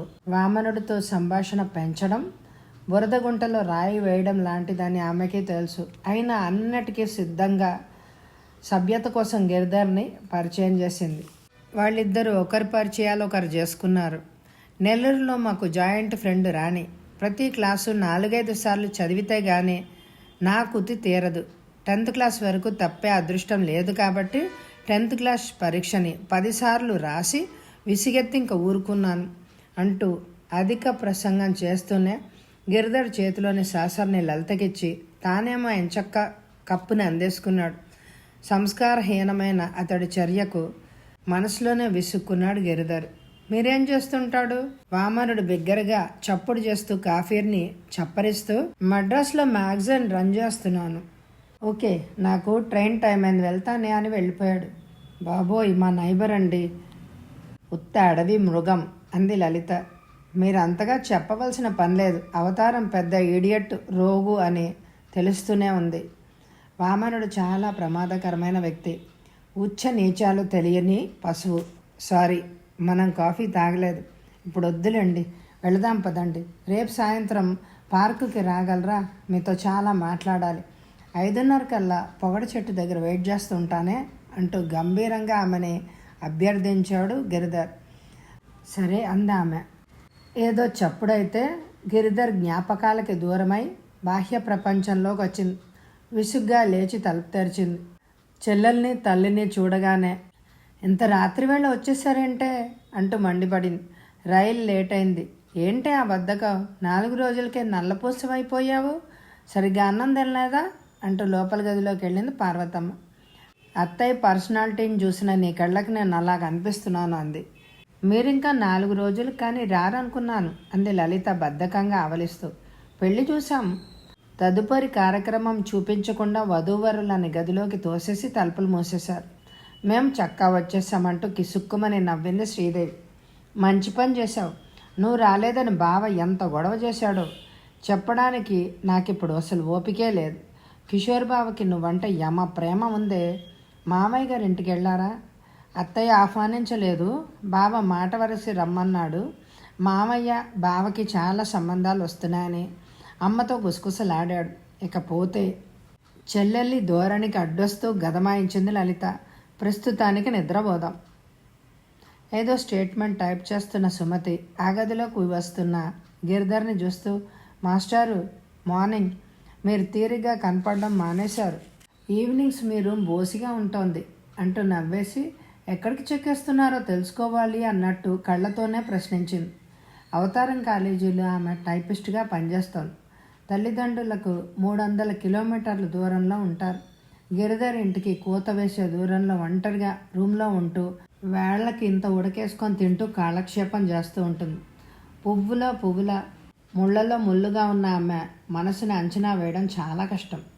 గిరిధర్ని ఆకర్షించడానికి ఆమె అధిక ప్రసంగం చేస్తుంది. అతనికి చేరువు కావడానికి ప్రైవేట్గా BA పరీక్షకి వెళ్తోంది. BA పాఠాల పేరుతో అతడి ఇంటిపై తరచూ దండయాత్ర చేస్తూ ఉంటుంది. ఏం తోచక సాయంకాలం సమయంలో అలా పార్కుకి వెళ్ళడం మచ్చిక చేసుకుంది. ఒంటరిగా వెళ్తే మగపోరు భరించడం కష్టమని పక్కింటి పిన్నిగారి బేబీని చంకనేసుకొని మరీ వెళ్ళేది. కళ్ళతో ప్రశ్నిస్తున్న ఆమెకి చిరునవ్వుతోనే లాంఛన ప్రాయంగా సమాధానమిచ్చి జీతం తీసుకోవడానికి అకౌంటెంట్ దగ్గరికి వెళ్ళాడు గిరిధర్. మళ్ళీ ఈ నెలలో 100 రూపాయలు పట్టుకున్నారా అంటూ జీతప్రాళ్ళను లెక్కెట్టుకుంటున్నాడు పాలిటిక్స్ లెక్చరర్. ఆ రోజు బ్యాంకులో వర్క్ హెవీగా ఉంది. RD అకౌంట్లు చూస్తూ డ్రాఫ్టులు రాస్తూ తెగ సతమతమైపోతోంది లలిత. మీకు లెటర్ వచ్చిందమ్మా అని మెసెంజరు కవర్ని ఇవ్వగానే ఎవరు రాశారు చెప్పమా అనుకుంటూ ఉత్తరం చదువుకోసాగింది. రోజు నిన్ను తలుచుకుంటూ, నేను ఇక్కడ క్షేమం, నువ్వు నాలాగే అనుకుంటున్నాను. నువ్వు హైదరాబాద్ వస్తావని, నిన్ను కరువు తీరా చూడొచ్చని అనుకున్నాను. తీరా పెళ్లి పందిళ్ళలో నీ జాడలేదు. అక్కయ్య రాలేదు బావా, సారీ చెప్పమంటూ సన్నాయి నొక్కులు నొక్కింది శ్రీదేవి. సెలవు దొరకలేదంటూ నిన్ను వెనకేసుకొచ్చింది అత్తయ్య. నిజంగా నన్ను చూడాలని లేదా? నీకు రవ్వంత సిగ్గు. అయినా ఈ పిచ్చి బావని ఎలా మర్చిపోయావు? ఉత్తరాలు కూడా రాయడం మానేశావే? మర్చిపోయే విధానం నాకు చెప్పవా? నిన్ను ఎత్తుకొని కోప్పడకుండా పెంచాను, నీకు గుర్తుందో లేదో. నా భుజాలపై కూర్చుని ఆడుకునేదానివి, గౌన్లు వేసుకునే వయసు గుర్తొచ్చిందా? అంతర్వేదిలో సముద్ర స్నానం చేస్తున్నప్పుడు నన్ను గట్టిగా కౌగిలించుకున్నావు. ఇప్పుడు సిగ్గుపడకు. మావయ్య కర్నూలులో ఉన్నప్పుడు మనం చెట్టా పెట్టాలేసుకుని తిరిగాం. నీ కోపానికి కారణం తెలుసు. దానికి కారణం మా అమ్మే కదా. కట్నాలు లాంఛనాలు అనేవి వివాహంలో ఒక భాగం ముచ్చట. తండ్రి ఆస్తిలో కొడుక్కి భాగం ఉన్నట్టే కూతురు కూడా వాటా ఉండాలి అనే సదాభిప్రాయంతో ఏర్పడిన ఈ వరకట్నం సాంప్రదాయం, ఈ ఆచార వ్యవహారాలు, అచ్చట్లు ముచ్చట్లు, అలకలు వగైరా పెద్దలకు సంబంధించినవి. మరీ పట్టుదలలు అందరివి మనకి అనవసరం. అయినా మా అమ్మ అడిగిన కట్నం మీ నాన్న ఇస్తానంటే మధ్యలో నువ్వెందుకు బాధపడతావు? అన్ని విషయాలు మాట్లాడడానికి మామయ్యను పంపిస్తా అంది అత్తయ్య. మామయ్య రాక కోసం మేము ఎదురు చూస్తున్నాం. అన్ని వివరాలతో విపులంగా ఉత్తరం రాయి. ఆ ఉత్తరంలో నిన్ను చూసుకుంటూ ప్రస్తుతానికి కాలక్షేపం చేస్తాను. ఇక ఉంటానే. కల్లో కూడా నిన్ను మరవలేను. నీ ప్రియమైన బావ కిషోర్. ప్రియమైన ఖరీదైన కిషోర్ రాసిన ఉత్తరం చదవడం పూర్తి చేసింది లలిత. గాఢంగా నెట్టోడ్చి ఉత్తరాన్ని హ్యాండ్ బ్యాగ్లో పడేసింది. తెలిసి తెలియని వయసులో కిషోర్తో కలిసి తిరిగింది, ఆడింది, పాడింది. వయసు పెరుగుతున్న కొద్దీ అతను అమ్మ కూచి అని పసిగట్టింది. బొత్తిగా వెన్నుపూస లేని వాడని గ్రహించింది. తల్లి చాటున బిడ్డతో తన సంసారం సాఫీగా సాగదనే నిర్ణయానికి వచ్చింది. తన జీవితానికి భద్రత ఉండదు అని భయపడింది. ఆమెకి రోజు రోజుకి కిషోర్ పట్ల అయిష్టత పెరుగుతోంది. లలిత, ఫోన్ కాల్ అని కొలిక్ చెప్పగానే తన సీట్లోంచి చప్పని లేచింది లలిత. ఆ ఫోన్ కాల్ గిరిధర్ది. ఆ రోజు సాయంకాలం లలిత, గిరిధర్ శివాలయానికి వెళ్ళారు. కోనేటి గట్టుపై కూర్చున్నారు. ఆ ప్రశాంత వాతావరణంలో చెప్పడం మొదలుపెట్టాడు గిరిధర్. నాకు తల్లిదండ్రులు ఎవరో తెలియదు. బాగా ఊహ తెలిసినప్పటికీ అనాథాశ్రమంలోనే ఉన్నాను. బడికి వెళ్ళే వయసు, అంతే జ్ఞాపకం అంటూ తన కథ ప్రారంభించాడు. రాజకీయ కారణాల వల్ల డబ్బు పంపకాల పేజీలో ఆ శరణాలయం మూతపడింది. 12 నిండిన నా బ్రతుకు బజారు పాలైంది. ఆకలి ఆకలి. లలిత వింటోంది. ఆ చిన్న వయసులోనే కూలి పని చేశా. అదృష్టవశాత్తు నా భుజం తట్టి అభయం ఇచ్చారు సోమయాజులు గారు. ఆ తెలుగు మాస్టారు గారింట్లోనే ఉంటూ హై స్కూల్ చదువు పూర్తి చేశా. ఎవరో నిర్ణయించిన నా కులం స్కూల్ రిజిస్టర్లో స్థిర నివాసం ఏర్పరచుకుంది. ప్రభుత్వం నాకు ఉచిత విద్యా సౌకర్యాలు కల్పించింది. హాస్టల్లో కాలక్షేపం చేస్తూ కాలేజీ చదువు వెలగబెట్టాను. రుచి పచి లేని చాలని భోజనం, గొడ్లు కూడా తినని తిండితో రాజీ పడలేక బియ్యాల్లో తిరగబడ్డాను. నేనే కాదు, చాలామంది. హాస్టల్ వార్డెన్పై దండయాత్ర చేశాం. ఆ తర్వాత ఎంఏ పూర్తి చేసి ఉద్యోగంలో చేరా. ఒక రూమ్ తీసుకొని నా వంట నేనే వండుకుంటున్నా. ఇది నా జీవితం. మిమ్మల్ని చూసిన క్షణంలో ఎవరు ఆత్మీయులు నా జీవితంలో ప్రవేశించినట్టయింది. మీ వ్యక్తిత్వం, ప్రతిభ, సంస్కారం నన్ను బాగా ఆకట్టుకున్నాయి. మనస్ఫూర్తిగా మీ స్నేహాన్ని అభిలాషిస్తున్నాను అన్నాడు అతను స్నేహపూర్వకంగా ఆమె వంక చూస్తూ.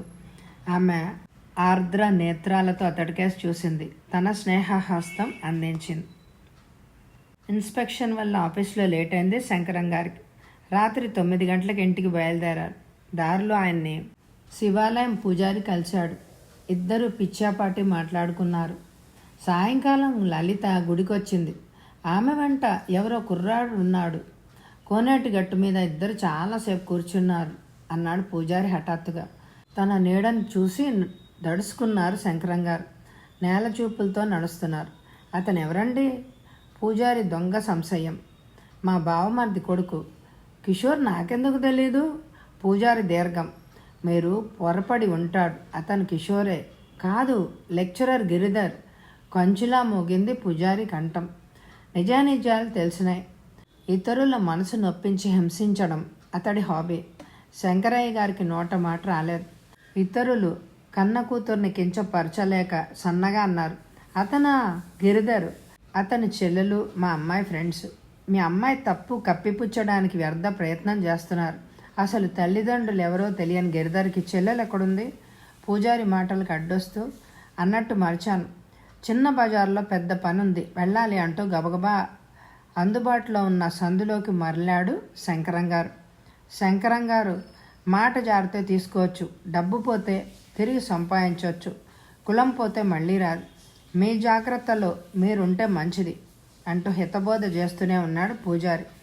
తనని సంఘంలో వేలెత్తి చూపిస్తుందని, వెలివేస్తుందని బెదిరిస్తుందని భయపడుతూ ఉద్రేకపడుతూ లలితని మందలించాలి అని పిడికెళ్ళు బిగించి ఉన్మాదిలాగా ఇంటికి చేరారు శంకరయ్య గారు. ఆయన ఆయాసపడుతూ ఇంట్లోకి ప్రవేశించారు. కుర్చీలో కూర్చొని దీర్ఘంగా ఆలోచిస్తూ ఏదో రాస్తున్న లలితను చూడగానే ఊపిరి బిగబట్టి ఎటువంటి సవ్వడి చేయకుండా ఆమెను సమీపించారు. ఏమైందండి? ఏమిటి అలా ఉన్నారు? ఇన్స్పెక్షన్ సరిగ్గా జరగలేదా అంటూ వచ్చింది పార్వతమ్మ. ఆవిడను అనుసరిస్తూ వచ్చింది శ్రీదేవి. ఏమిటమ్మా రాస్తున్నావు అన్నాడు శంకరంగారు మొహం తుడుచుకుంటూ. బావకు ఉత్తరం. కిషోర్కేనా? ఆయన కళ్ళు చిట్లించారు. అనుమానం అనేది రాకూడదు, వస్తే అన్నీ శంకలే. మీరీరోజు చాలా విచిత్రంగా ప్రవర్తిస్తున్నారు. అనుమానంగా ఉంటే ఉత్తరం చూడండి అంటూ ఉత్తరాన్ని తండ్రికిచ్చింది లలిత. ఆ ఉత్తరాన్ని అందుకోకుండా ఆఫీస్ ఇన్స్పెక్షన్ వల్ల చిరాగ్గా ఉంది. పైగా పొద్దుటి నుంచి ఎడమ కన్ను ఎడతెరిపి లేకుండా అదురుతూనే ఉంది. ఏదో ఆందోళనగా ఉంది. బావకేం రాశావు అంటూ మందహాసం చేసి వాతావరణం తేలికపరిచారు. బాగుంది సంబడం. అది కిషోర్కి రాసిన లెటర్ చదవమంటారా? సిగ్గు లేకపోతే సరే అంటూ సరసంగానే భర్తని ఈసడించింది పార్వతమ్మ. చదవనీవే అమ్మా, నాకు వినాలనుంది అంటూ నవ్వింది శ్రీదేవి. వాళ్ల మాటలు పట్టించుకోకుండా సీరియస్గా ఉత్తరం చదవసాగింది లలిత. కిషోర్ బావకి వాయు సశేషం లేని విశేషాలు. నీకు మాటలు రావనుకున్నాను. మంచి వ్యవహార దక్షకుడివే. వరకట్నానికి అమోఘమైన నిర్వచనం ఇచ్చావు. అది పెద్దవాళ్ల ముచ్చటని తేల్చి పారేశావు. నీకు నీవే సాటి. అత్తయ్యకి సరితూగే కొడుకువి. శబాష్, అందుకో నా అభినందనలు. మన పెళ్ళికి నేను నిబంధన పెడుతున్నాను.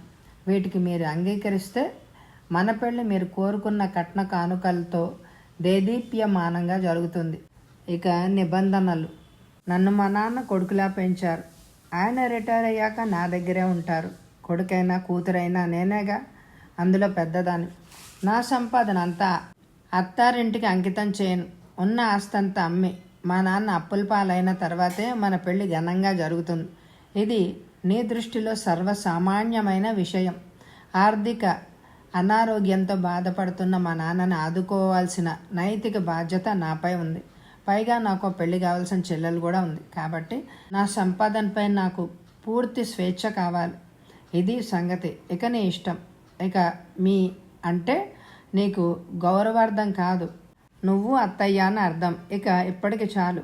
నీ ఉత్తరం కోసం ఎదురు చూస్తూ ఆమె ఉత్తరం చదవడం ఆపేసింది. 4-5 నిమిషాలు ఎవ్వరూ మాట్లాడలేదు. శంకరం గారి మనసు పరిపరి విధాల పోతోంది. తల్లిదండ్రుల యోగక్షేమాల పట్ల లలిత తీసుకున్న నిర్ణయం ఆయనకు సబబుగానే ఉంది. కానీ లోకం దృష్టిలో అది కూడని పని. కిషోర్ బావు గారి నుండి బయటపడి గిరిధర్కి చేరువ కావాలని ఎలా పెడసరంగా రాసిందా? కిషోర్ని వదిలించుకోవాలని ఇలా రాశావా? అనుమాన నివృత్తి కోసం అడిగారు శంకరం గారు. లేదు నాన్న, బావని పెళ్లి చేసుకుంటే నేను ఎంత సుఖపడతానో అంచనా వేసుకుంటున్నాను.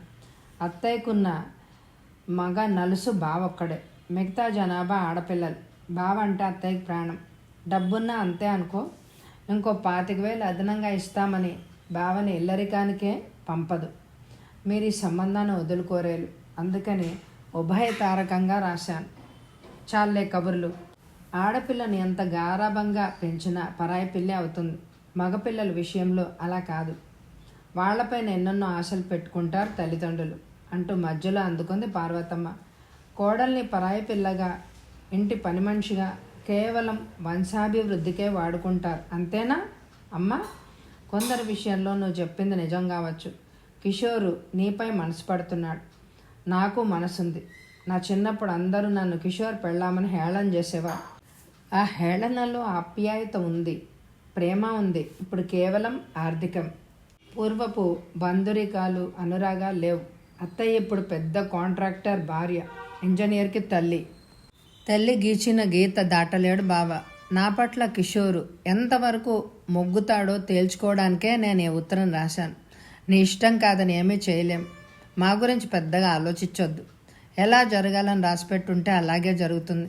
కిషోర్ని చేసుకుంటే నువ్వు సుఖపడతావని ఆశపడుతున్నాం. నీ మాట ఎందుకు కాదనాలి? లెటర్ రాశావుగా, జవాబు రాని చూద్దాం అన్నారు శంకరం గారు కూతురి ధోరణితో ఏకీభవిస్తూ. ఈ వ్యవహారాలు ఇప్పట్లో తేలేదే కాదు. భోంచేద్దాం పదండి అంటూ వంటిట్లోకి వెళ్ళింది పార్వతమ్మ. నాన్న, తెలిసి తెలియక తొందరపడితే నన్ను క్షమించండి. మీ అంగీకారం లేకుండా నేను ఎటువంటి నిర్ణయాలు తీసుకోను. మీ గౌరవానికి ఎటువంటి భంగం వాటిల్లకుండా నా హద్దుల్లో నేనుంటాను. మీరు మెచ్చినట్టే ప్రవర్తిస్తాను అంది గబగబా లలిత. శంకరం గారు వెన్ను తట్టి ఎవరో ధైర్యం చెప్పినట్టుగా అనింది. పూజారి మాటలు అతి తేలిగ్గా కొట్టిపారేశారు. మారుతున్న ఈ ప్రపంచంలో స్త్రీ పురుషుల స్నేహం అనివార్యం. తన కూతురు తప్పు చేయదు అనే నమ్మకంలో శివాలయంలో జరిగిన సంఘటనను గురించి లలితను అడగలేదు. అన్నం తింటూ ఆలోచిస్తోంది లలిత. గిరిధరు తన గురించి కోరుకునేది కేవలం స్నేహమేనా, లేక ఇది ప్రేమకి ప్రారంభమా? తనకి అతడి పట్ల ఆరాధన ఉంది, అనురాగం ఉంది. అందగాడు, చదువుకున్నాడు, ఉద్యోగం చేస్తున్నాడు. నా అనేవారు లేరు. అతని జీవితం అంతా తనతోనే నిండిపోతోంది. అతని అండలో తన తల్లి తండ్రులు ఆదరించగలదు. అంతకన్నా తనకేం కావాలి? తాను అనుకున్నంత సులభంగా గిరిధర్ అల్లుడుగా అంగీకరించరు. కిషోర్ నుంచి జవాబు రాలేదు. ఆడపిల్ల కళవాళ్ళం ఇలా ఒండిగా లోక విరుద్ధంగా ఉంటే పెళ్ళిళ్ళు ఎలా అవుతాయి? ఈ శుభకార్యం జరిగేలా చూడమని భర్తను పోరుపెట్టింది పార్వతమ్మ. కూతురు సంపాదనపై లోకానికి లోకువై బ్రతకాలని లేదు శంకరం గారికి. కేవలం బంధురికాలు, పెద్దరికం నిలబెట్టుకోవడానికి ఆటవికంగా, సంస్కార విహీనంగా కిషోర్ని లలితకి అంటగట్టడం అమానుషంగా భావిస్తున్నారు. కొన్ని సమస్యలకి కాలమే పరిష్కార మార్గం చూపిస్తుందని రోజులు వెళ్ళబుచ్చుతున్నారు. లలిత గిరిధర్ల స్నేహం దినదిన ప్రవర్ధమానం అవుతోంది. తరచూ కలుసుకుంటున్నారు. ఆ రోజు బ్యాంక్ వస్తూనే లలితను విష్ చేశాడు గిరిధర్.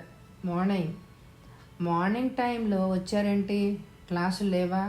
ఎన్నిసార్లు చూసినా తనివి తీరని ఆమె విశాల సోయగానికి ముగ్ధుడై రెప్పవాల్చకుండా చూస్తూ సన్నగా అన్నాడు. మిమ్మల్ని చూడాలనిపించింది, అంతే వచ్చేశాను.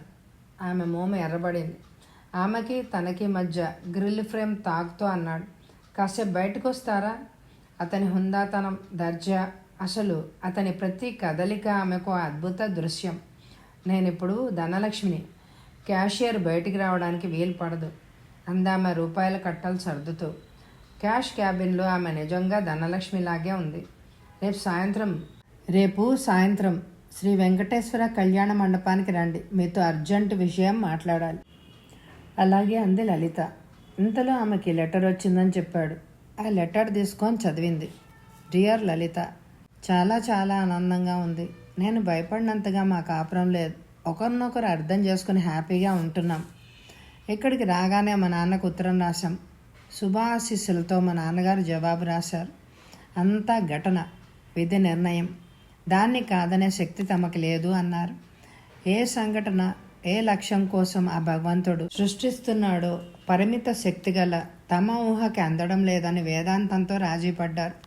నా వివాహం ఇలా జరగాలని దైవం తలిచాడు కాబట్టే అప్పుడు నాకు అటువంటి ఆలోచనలు వచ్చాయని సుదీర్ఘమైన లెటర్ రాశారు. ఒకసారి నెల్లూరు రమ్మని ఆహ్వానిస్తూ బట్టలు కొనుక్కోమని డబ్బు కూడా పంపారు. అయిందేదో అయింది. అనవసరంగా కూతురు మనసు కష్టపెట్టడం ఎందుకని వర్తమానంతో రాజీ పడ్డారు మా అమ్మ, మా నాన్న. ఇకపోతే మా అత్తగారు, మామగారు మంచి మాటలతోనే మా పంచలో చేరారు.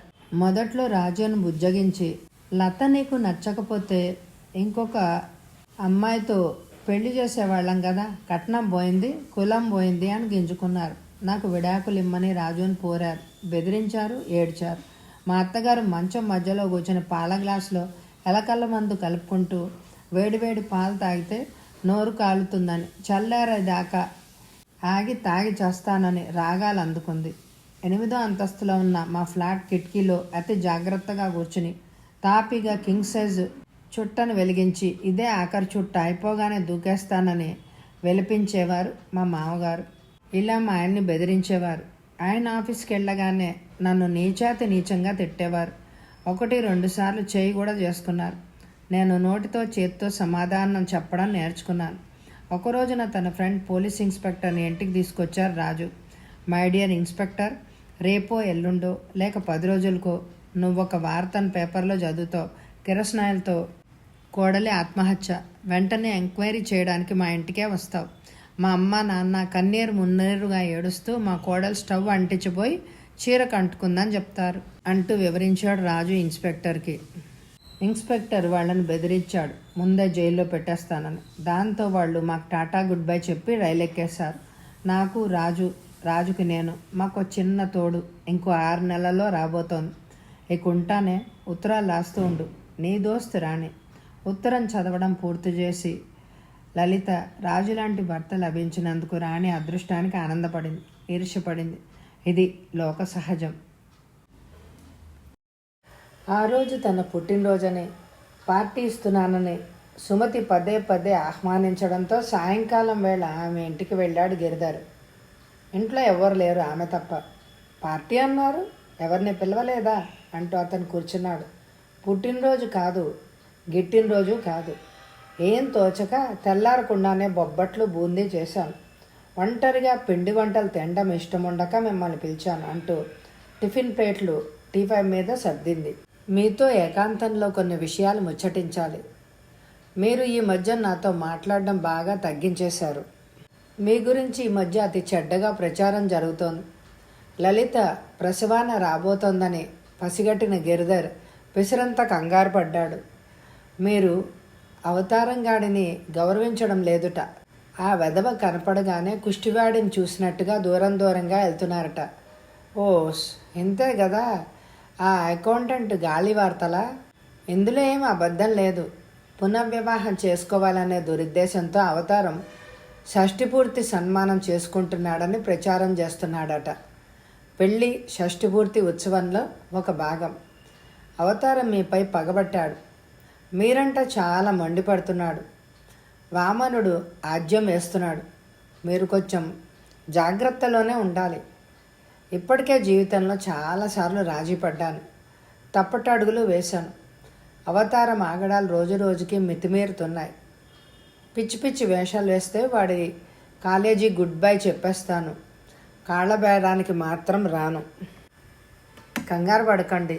ఈ ప్రపంచంలో బ్రతకాలి అంటే లౌక్యం నేర్చుకోవాలి. మీకు కష్టం కలిగితే నేను చూడలేను. మీరంటే నాకు చాలా ఇష్టం అంది సుమతి ఆర్తిగా అతని వంక చూస్తూ.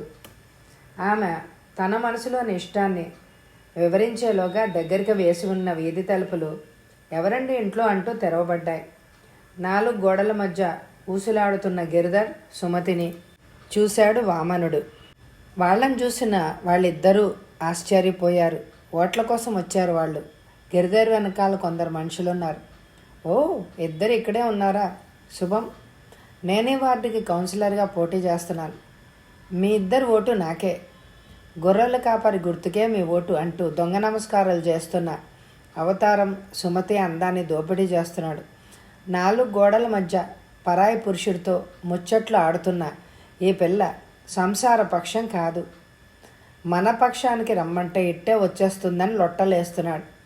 సార్, వీళ్ళ పేర్లు మన ఓటర్ల లిస్టులో లేవు, పక్క వార్డులో ఉన్నాయి అంటూ హెచ్చరించాడు వామన్రావు ఓటర్ల లిస్టు చూస్తూ. ఎవరైనా ఎక్కడైనా పర్లేదు, వీళ్ళ ఓట్లు మన పార్టీకే. ఇలా జరిగినందుకు బాధపడ్డాడు గిరిధర్. కళ్యాణ మండపంలోకి వచ్చింది. అక్కడ వాతావరణం చాలా బాగుంది. దీపాలతోటి ఖరీదైన మనుషులతో కళకళలాడుతోంది ఆ వెంకటేశ్వర కళ్యాణ మండపం. నేల కనపడకుండా నీలిరంగు కార్పెట్ క్రమబద్ధంగా అమర్చుంది. కుర్చీలు కూడా లైన్గా వేసున్నాయి. మంత్రాల మధ్య రకరకాల కేకలతో చాలామంది ఆడవాళ్లతో అందంగా ఉంది ఆ పరిసరాలు. తెలుపు రంగు బ్యాక్గ్రౌండ్లో ఆకుపచ్చ నిలువు చారలున్న పట్టుచీరలో లలిత మరింత పొడగరిగా కనపడుతోంది. జలపాతంలాగా ఒత్తైన జడ, తెల్లని పాలనూరగ లాంటి ప్యాంటుతో, అంతకన్నా తెల్లనైన ఫుల్ హ్యాండ్ షర్ట్తో టకప్లో నిండుగా పున్నమి చంద్రుల్లా మెరిసిపోతున్నాడు గిరిధర్. పెళ్లి జనానికి దూరంగా చెట్ల కింద వాళ్ళిద్దరు నిల్చున్నారు. చెట్ల కొమ్మల్లోంచి రెమ్మల్లోంచి మత్తుగా జాలువారుతున్న వెన్నెల వానలో తడుస్తున్నారు. పెళ్లి కొడుకుతో నాకు పెద్దగా పరిచయం లేదు. దూరపు స్నేహితుడు, క్లాస్మేట్. ఉద్యోగాల వేటలో 4-5 సార్లు కలిశాం. పెళ్లి కూతురుది ఈ ఊరే కాదు. బాగా ధనవంతులట అంటూ పెళ్ళికొడుకు గురించి చెప్పసాగాడు గిరిధర్. ఈ పెళ్లి పురాణం వినిపించడానికేనా నన్ను రమ్మన్నారు అంటూ కొండంత కోపంతో అతని వంక చూసింది. లేదు, అసలు మనిషి పుట్టగానే కులం మతం పుట్టాక పెళ్ళి అదృష్టం నిర్ణయిస్తారు పెద్దలు. మరి పెరిగిన వాతావరణం, పెంపకం, ఆర్థిక పరిస్థితులు కులాలకి అందవు. ఇక పెళ్ళి అనేది వ్యక్తిగత విషయం. అదృష్టం అనేది సోమరిపోతుల ఊతపదం. అతడేదో మాట్లాడబోయాడు. అంతలోనే మాంగళ్యం తంతునానేనా అంటూ పురోహితుడు మంత్రాలు చదవడం ప్రారంభించాడు. వధూవరులపై అక్షింతలు వేయడానికి వివాహ వేదిక దగ్గరికి వెళ్ళారు లలిత, గిరిధర్లు. అక్కడున్న వాళ్ళు భోంచేసి వెళ్ళమని అంటున్నారు. మొహమాటంగానే లలిత, గిరిధర్ డైనింగ్ టేబుల్ ముందు కూర్చున్నారు. ఆమె కురుల్లోని పరిమళం మత్తుగా అతన్ని తాకుతోంది. ఆమె పక్కన కూర్చుని భోంచేయడం చాలా గొప్ప అనుభవంగా భావిస్తున్నాడు. భోజనాలు అయ్యాక అతడు, లలిత, ఐ లవ్ యూ, మిమ్మల్ని ప్రేమిస్తున్నాను, పెళ్లి చేసుకుంటాను అన్నాడతను గబాల్న. ఉద్రేకంగా ఆమె చేతిని పట్టుకున్నాడు. అతడి మాటలకి చేష్టలకి రక్తనాళాలు తెగిపోతాయి అన్నంత వేగంగా ఆమె నరాల్లో రక్తం ప్రవహించింది. అతడి వంక ఆరాధనాపూర్వకంగా చూస్తూ ఐ లవ్ యూ గిరిధర్ అంటూ మత్తుగా గొణిగి అతడి చేతిని నొక్కింది. చెట్ల కింద విస్తరించిన వెలుగు చీకట్లు అతడికి అందమైన వెన్నెల ముగ్గులాగా కనపడింది.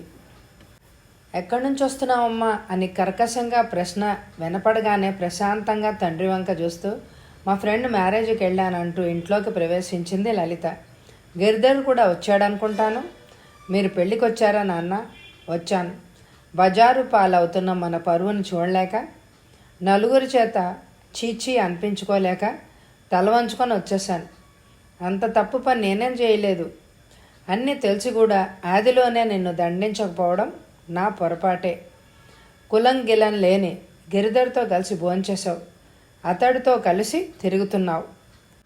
పంక్తిలో కులాల ప్రసక్తి లేకుండా భోంచేయాలని మీరేగా చెప్పారు. ఆపవే నీ గోల. పరాయి మొగాడితో స్నేహాలేంటి? నీకు ఈ జన్మకు పెళ్ళవుతుందా అంటూ తన ఆవేదన వెళ్ళగక్కింది పార్వతమ్మ. అమ్మా, నీకు మారుతున్న ప్రపంచం గురించి ఏమీ తెలియదమ్మా. వంటింటి కిటికీలోంచి కనపడే మడిబట్టలే నీకు తెలిసిన ప్రపంచం. అవును, నాకేం తెలుసు? నీలా డిగ్రీలు చదివానా? ఉద్యోగం వెలగబడుతున్నానా? ఉద్యోగం చేస్తున్న ఆడవాళ్ళు బయట 10 మందితో తిరగవలసి వస్తుంది. సభ్య సమాజాన్ని గౌరవించాలి. ప్రతి విషయానికి ఇంత రాద్ధాంతం చేస్తే ఎలా అంటూ అందుకుంది శ్రీదేవి. దేవి, నోర్మయ్. మీ చదువులు, అక్షరాస్యత కేవలం పొట్ట నింపుకోవడానికే పనికొచ్చే ఉద్యోగాల కోసమే. మీ అమ్మ చదువుకోలేదు, సంస్కారం ఉంది. పాతకాలపు సాంప్రదాయాలు మీ అమ్మని ఇంకా అంటిపెట్టుకునే ఉన్నాయి. ఇవి మీకు వెగటగా తోచచ్చు. మా చిన్నతనంలో ఉమ్మడి కుటుంబాలు ఉండేవి. అందరూ కలిసిమెలిసి ఉండేవారు. నిస్వార్థంగా కష్టపడేవారు. నేడు వ్యక్తుల వికాసానికి వేరింటి కాపరాలు శ్రేష్టమని విడిపోతున్నారు. అయిన వారికి దూరంగా ఉంటున్నారు. రేపు ఈ వివాహ వ్యవస్థ కూడా మంగళం పాడేసి కేవలం తన సౌఖ్యం కోసం వ్యాపార సరళిలో స్త్రీ పురుషులు కలిసి ఉంటారు. నైతిక విలువలకి పూజలు చేస్తారా? కూతురు చేయిజారిపోతుందని అక్కస్తో ఆక్రోశించారు శంకరం గారు. నాన్న, మీరు మరీ విడ్డూరంగా మాట్లాడుతున్నారు. ఏది ఏమైనా అతడంటే నాకు చాలా ఇష్టం. నేను అతన్నే పెళ్లి చేసుకుంటాను అంది లలిత నేల చూపులతో. అంతలో గుప్పమని పోయింది కరెంటు. ఆమె మీద చెయ్యి ఎత్తలేక, శాపనార్థాలు పెట్టలేక, అమ్మ లలిత అన్నారు ఆవేదనగా శంకరం గారు. పార్వతమ్మ మొదట నరికిన చెట్టులాగా కుప్ప కూలిపోయి రోధిస్తోంది. అమ్మా, ఊరుకోవే అంటూ శ్రీదేవి లాంతర్ వెలిగించింది. గిరిధర్కి నా అనేవారు లేరు. అతని అండలో నాకే కాదు మీకు కూడా సుఖంగా ఉంటుంది. నేను పరాయింటికి వెళ్ళే వార్ధక్యంలో ఈ కులం మిమ్మల్ని సాకదు నాన్న అంటూ వాదన కొనసాగించింది లలిత.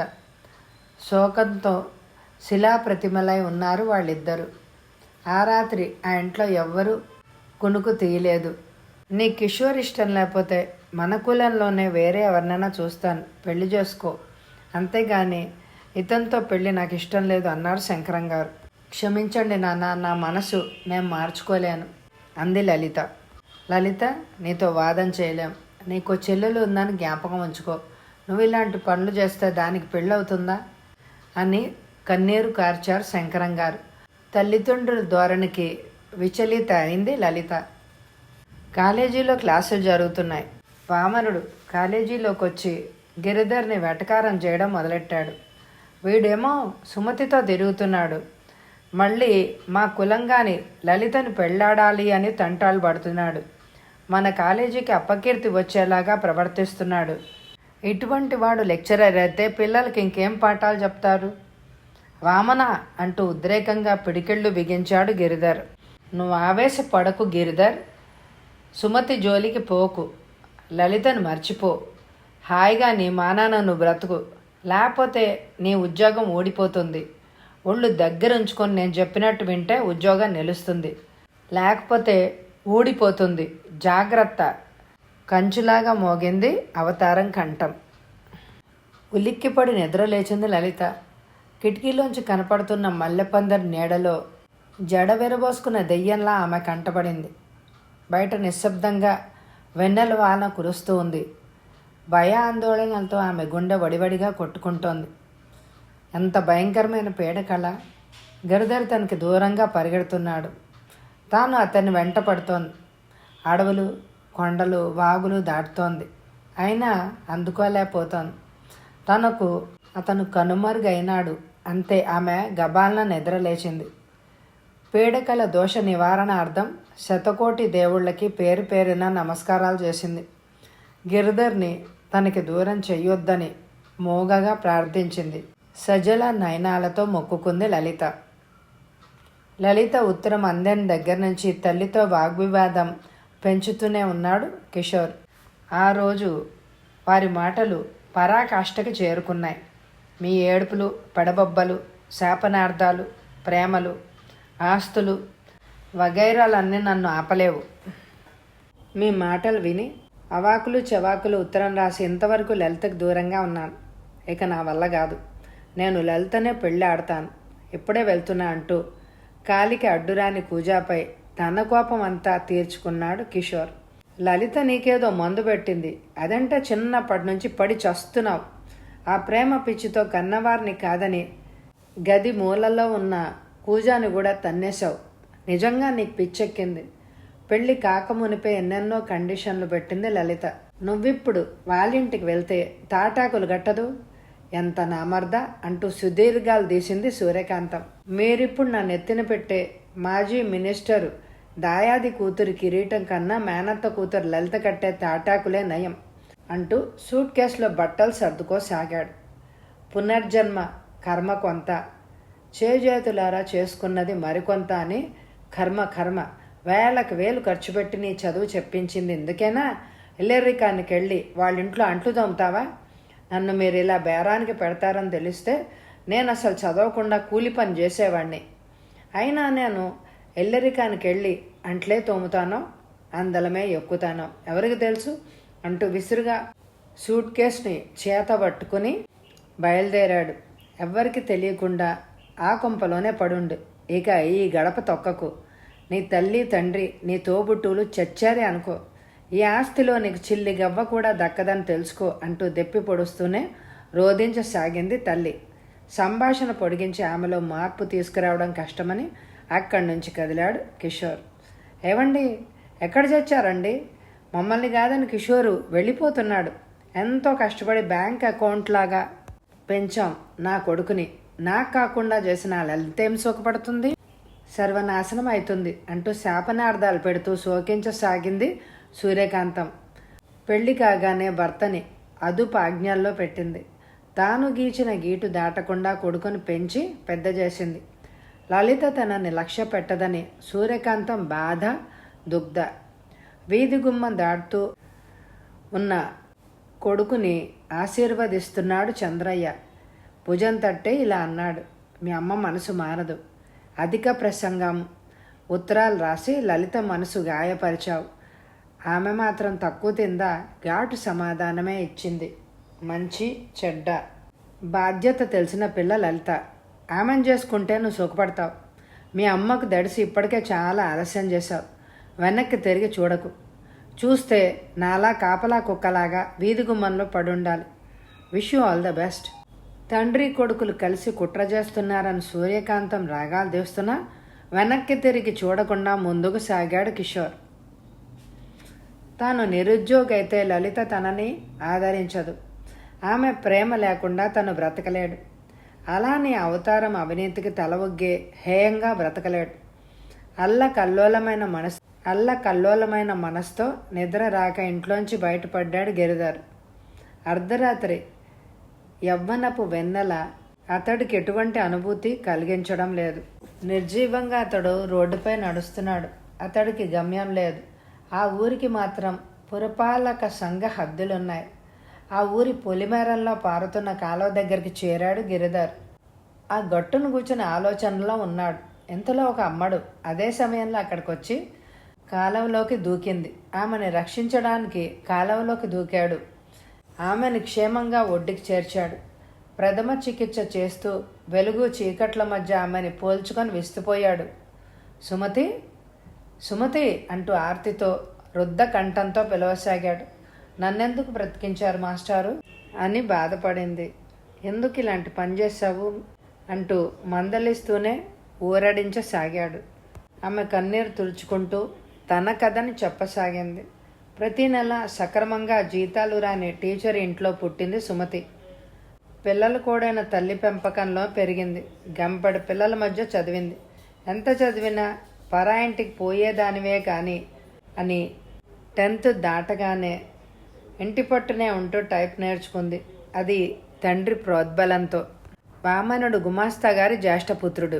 చిన్న వయసులోనే పోకిరీ వేషాలు. చదువు కూడా అబ్బేది కాదు. వాడు పెరిగి పెద్దవాడయ్యాక వామనుడి దారి తప్పించాలని పెళ్లి చేశారు అతడి తల్లిదండ్రులు. బుద్ధిమంతురాలైన సుమతిని బహు తక్కువ కట్నంతో తమ కోడలుగా స్వీకరించారు. కూతుర్ని అతి చవకగా వదిలించుకోవాలని నీచుడైన వామనుడికి కాళ్ళు గడిగారు సుమతి తల్లిదండ్రులు. 2 పదుల వయసు నిండని సుమతికి దాంపత్య జీవితంపై సరైన అవగాహన లేదు.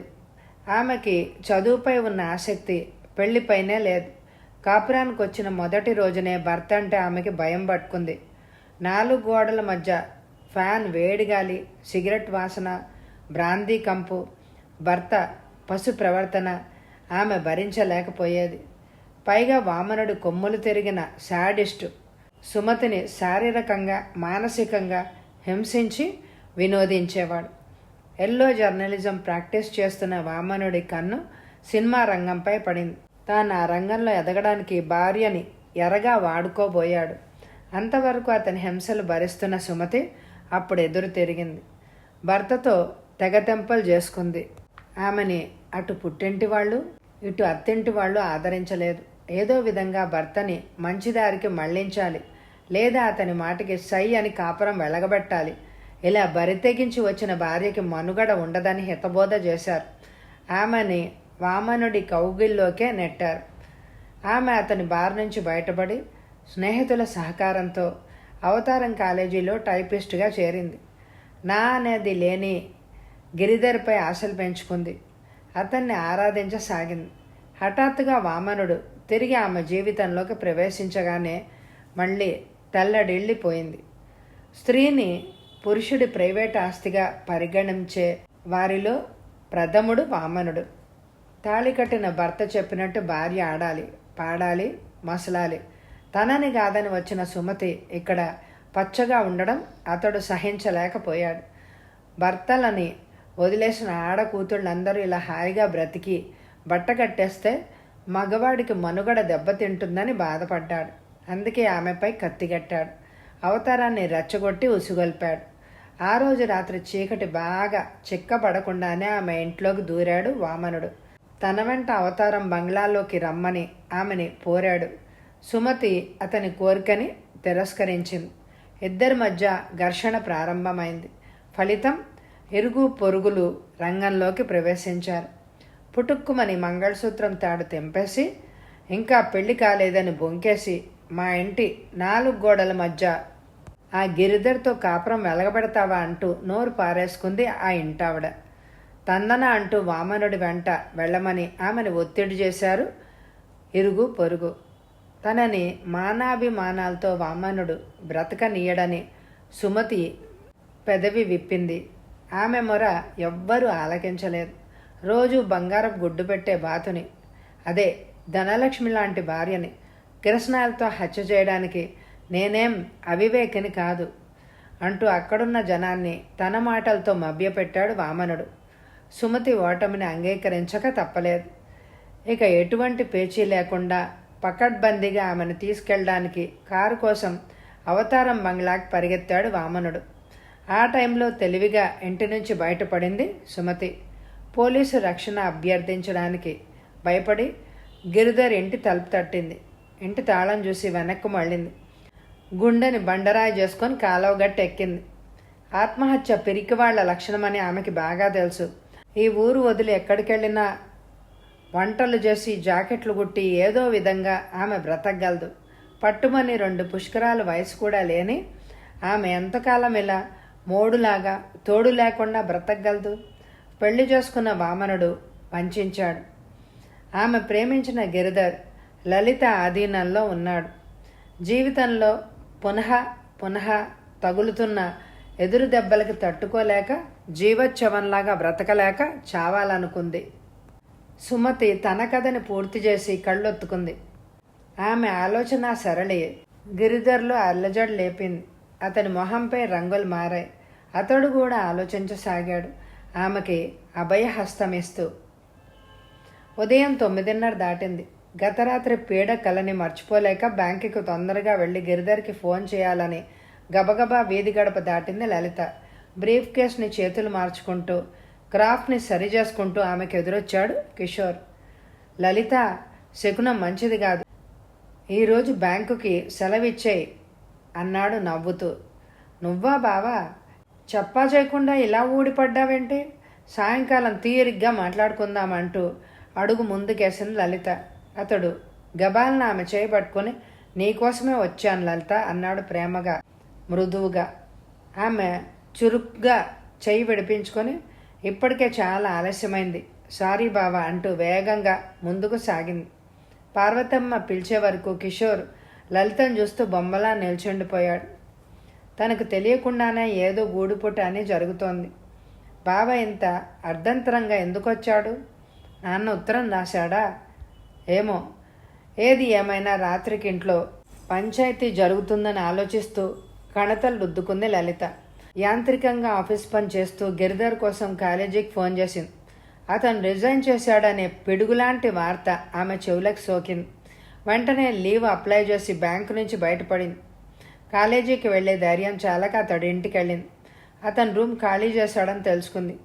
పార్కుకి వెళ్ళింది, గుడికి వెళ్ళింది. గిరిధర్ ఆచూకీ ఆమె ఆలోచనలకి అందడమే లేదు. అయినా ఆమె ఇంకా వెతుకుతూనే ఉంది. యాదృచ్ఛికంగా కాలేజీ ఆవరణలోకి అడుగుపెట్టింది. ఆమె స్టాఫ్ రూమ్కి దారితీస్తుంటే ఎదురైనాడు వామనుడు. వెకిలిగా నవ్వుతూ ఆమెకి స్వాగతం పలికాడు. దారి తప్పొచ్చినట్టున్నావు, అయినా స్వాగతం. ఎవరి కోసమో తెలుసుకోవచ్చా? నీకోసం మాత్రం కాదు, ఈ విషయం నాకు ఎప్పుడో తెలుసు. ఎవరు కావాలి? గిరిధర్ గారు. అతడి కోసమే మేం కూడా వెతుకుతున్నాం. కాలేజీకి రాలేదా? అతనేం టైపిస్ట్ సుమతి కూడా రాలేదు. సుమతితో పాటు భానుమతి కూడా రాలేదు. వార్తలు చదవకు, వాస్తవంలోకి రా, హేళనగా విసుక్కుంది లలిత. భానుమతి సంగతి నాకు తెలియదు కానీ గిరిధరు సుమతి విడివిడిగా జాబ్లకి రిజైన్ చేసి జాయింట్గా ఎక్కడికో చెక్కేశారు. గిరిధర్ రాజీనామా చేశాడా? అవును. అవతారం గారు డిస్మిస్ చేస్తారు అని భయపడి దారిన పోయే దాన్నయ్య చేత రిజైన్ లెటర్ పంపించాడు. భయమా? ఎందుకు? ఆందోళనగా అతని వంక చూసింది. ఎందుకంటే ఏం చెప్పను, ఆ గిరిధర్ గారు నిన్ను ప్రేమించాడు, సుమతినేమో కామించాడు. అందుకే అవతారం గారి ఒళ్ళు మండింది. ఒక పిల్లని ఒగ్గేయమన్నారు. కాలేజీ పరువుతో చెలగాటం ఆడొద్దు అన్నారు. గిరిధరు ససే మేర అంగీకరించలేదు. వామనుడి మాటలు వినలేక ఉద్వేగంగా వడివడిగా కొట్టుకునే గుండెతో అతడికి దూరమైపోయింది లలిత. దుఃఖానికి మరింత చేరువై కళ్ళు తుడుచుకుంటూ ఇంటికి బయలుదేరింది. ఆమె ఇంటిని సమీపించింది. వీధి మెయిన్ గేట్ని తెరవబోయింది. అప్పుడే అదే పనిలో ఉన్నాడు కిషోర్. అతడి చేతిలో సూట్ కేసు ఉంది. ఆ ఇంటి నుంచి బయటపడాలని తొందరపడుతున్న అతని చెవుల్లో మేనత్త పార్వతమ్మ మాటలు మారుమ్రోగుతున్నాయి. ఏం ప్రేమలో ఏమో గాని నా కాళ్ళు చేతులు ఆడడం లేదు. మాకీ పెళ్ళి ససేమెరా ఇష్టం లేదు. మేం కాదంటే లలిత ఏ అఘాయిత్యం చేస్తుందోనని భయపడి తలొగ్గాం. నువ్వు పిసరంత లేటుగా ధైర్యం చేసినా సమయానికే దేవుడిలాగా వచ్చావు. గిరిధర్ ప్రేమ నుండి లలితను తప్పించవలసిన బాధ్యత నీదే. మమ్మల్ని ఈ ఆపద నుంచి నువ్వే కాపాడాలి. మీ మావయ్య క్యాంపు నుంచి ఈ రాత్రికే తిరిగొస్తారు. మంచి చెడ్డ మాట్లాడుకుందాం. నువ్వే లలితని మనువాడాలి. లలిత మనసు పరాధీనమైందని తెలుసుకున్న కిషోర్ వెంటనే హైదరాబాద్కి ప్రయాణం అయినాడు. పార్వతమ్మ ఎంత వారిస్తున్నా వినకుండా పెద్ద పెద్ద అంగలతో వీధి గేటుని సమీపించాడు. ఇంటికి రాబోతున్న లలితను చూసి బయటికి వెళ్ళబోతున్న కిషోర్ 2 క్షణాలు ఆగాడు. గాఢంగా నెట్టూడ్చి అన్నాడు, కంగ్రాట్స్. ఇప్పుడు ఆలస్యంగా వచ్చినా నీ పెళ్లికి ముందుగానే వస్తాను లలిత. అతని మాటలకి ఆమె ద్రవించింది. ఆమెని కోపం, బాధ ఒకేసారి ఆవరించాయి. ఆమె నోరు పెకలేదు. బేలగా ఆమె వంక చూస్తూ రోడ్డెక్కాడు కిషోర్. ఆమె పరుగు పరుగున ఇంట్లోకి పరిగెత్తింది. సుమతి తనకింకా మాలిమి కాలేదు. అడ్రస్ లేకుండా ఎగిరిపోయింది. ఎక్కడైనా ఎప్పుడైనా తారసిల్లినా ఆమె గిరిధర్ ఆధీనంలో ఉంటుంది. లలిత కథ ట్రాజడీలాగా ముగిసింది. భగ్న ప్రేమికురాలిని ఇప్పుడు కదిలిస్తే తనకే ప్రమాదం. ఈ అవతారంగాడిని పట్టుకొని వేళ్లాడితే తానేం ఎదగలేడు. ఎక్కువ కాలం ఒకచోట ఉంటే తన ఉనికే ప్రమాదం. వీలైనంత త్వరగా ఈ ఊరికి గడ్ బై చెప్పాలి. చేతికి అందినంత క్యాష్ చేజెక్కించుకుని పలాయాన్నం చిత్తగించాలి అనే దూర ఆలోచనలో ఉన్నాడు వామనుడు. ఆ రోజు రాత్రి అతను అవతారం బంగ్లాకి చేరుకున్నాడు. మందుని మగువని అంటగట్టి అవతారాన్ని బెడ్రూంలోకి తోశారు. బ్లాక్ మనీ దొంగిలిస్తే తేలుగుట్టిన దొంగలాగా పోలీసులకి రిపోర్టు ఇవ్వడు అనే ధీమాతో అవతారం బ్లాక్ మనీ దాచే పుస్తకాల అల్మార్లోంచి నోట్ల కట్టలను తీయసాగాడు వామనుడు. మగువ మందు ఉంటే అవతారానికి నిద్ర రాదు. అతడి పశువాంచకి అంతే లేదు. ప్రతిరోజు కాయలు పళ్ళు పూలతో తృప్తి పడక ఇంటి యజమాని కళ్ళుగప్పి వేళ్లతో సహా మొక్కని పెకిలించి తీసుకువెళ్తున్న దురాశ పరుడిలాగా ఉన్నాడు వామనుడు. ఎదురుగుండా అవతారాన్ని చూడగానే కాలికి బుద్ధి చెప్పాడు వామనుడు. కథలకు కాల్ చేస్తానంటూ గర్జించిన అవతారం చేతిలోని పిస్టల్ మెరుస్తోంది. ఆ బుల్లెట్ మాటలకి నేల కతుక్కుపోయాడు వామనుడు.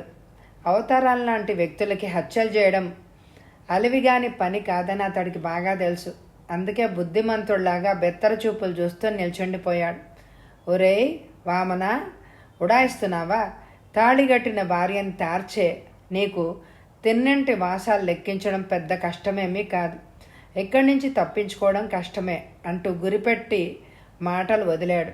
నన్ను చంపకండి, నన్ను చంపకండి అంటూ వణికిపోతూ రూపాయల కట్టల్ని యథాస్థానంలో ఉంచాడు వామనుడు. జీవహింస అంటే నాకు గెట్టదు. నేనెవరిని ఇంతవరకు నా చేతులతో కొట్టలేదు, గెల్లలేదు, చంపలేదు. అహింస నా సిద్ధాంతం. ఇతరుల బాధలు కళ్ళారా చూడలేను, చెవులారా వినలేను. ఇక కట్టుకున్న భార్య కష్టాన్ని చూసే కషాయి కటిక గుండె నాకు లేదు. ఆయన ధోరణి వామనుడి బుర్రకి అందుబాటులో లేదు. అయినా ఓపిగ్గా వింటున్నాడు. కట్నమిచ్చి కొనుక్కున్న పెళ్ళాం కష్టపడుతుందని ఇంతవరకు ఆమెతో కాపరమే చేయలేదు. భార్యకు కూడా దేవుడి గది వదిలి రాదు. కారణాలు ప్రస్తుతం అనవసరం. నేను జీవహింస చెయ్యనని చెప్పడానికి తార్కాణం అహింసే నా సిద్ధాంతం. తోటి జీవిని హింసించను. అలాగే నా భార్య కూడా నాలోని జీవుడి కోరికను హింసించకుండా నాకు దూరంగా ఉంటుంది. ఆమెను కూడా అలాగే ఉంచాను.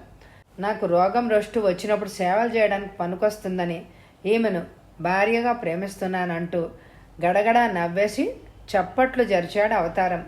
దున్నపోతు లాంటి రౌడీలు ఆ గదిలోకి వచ్చారు. వాళ్ళని చూసిన వామనుడు ఉలిక్కి పడ్డాడు. భయపడకు వామన, నీ ప్రాణం మాయల పకీరు ప్రాణంలాగా భద్రంగానే ఉంటుంది. నేను చిన్న ప్రయోగం చేస్తున్నాను. నాలాంటి ఉచ్చనీచాలు లేని నీచుల కాళ్ళు చేతులు ఆడనప్పుడు మనకు సేవలు చేయడానికి మన ధర్మ పత్నులు వస్తారా రారా అనే సంశయం నన్ను ఎంతకాలం నుంచో వేధిస్తోంది. నేటికి నా సమస్య పరిష్కారానికి చక్కని అవకాశం లభించింది. నీకు తెలియకుండా సుమతి గురించి ఆరాలు తీశాను. చాలా విషయాలే సేకరించాను. ఆమె పతివ్రతే, భర్త కలకాలం బ్రతకాలని వంటిల్లు గుమ్మం దాటకుండా నోములు చేసే సాధ్వి మణురాలే. భర్తకు కష్టం వస్తే వెలవెల్లాడిపోతారు. తనకేదో కీడును శంకిస్తున్నాడు వామనుడు. ఈ విషయం నిర్ధారణ చేసుకోవడానికే నీపై చిన్న ప్రయోగం చేశాను. మన రౌడీలు నీ కాళ్ళు చేతులు విరిచేసి ఏకీలు కాకీలు ఊడదీసి ఉండచేసి రోడ్డు మీదకి విసిరేస్తారు. నువ్వేమో డేక్కుంటూ బిచ్చగాళ్లాగా బతికేస్తూ సుమతి సుమతి అంటూ పిలుస్తావు.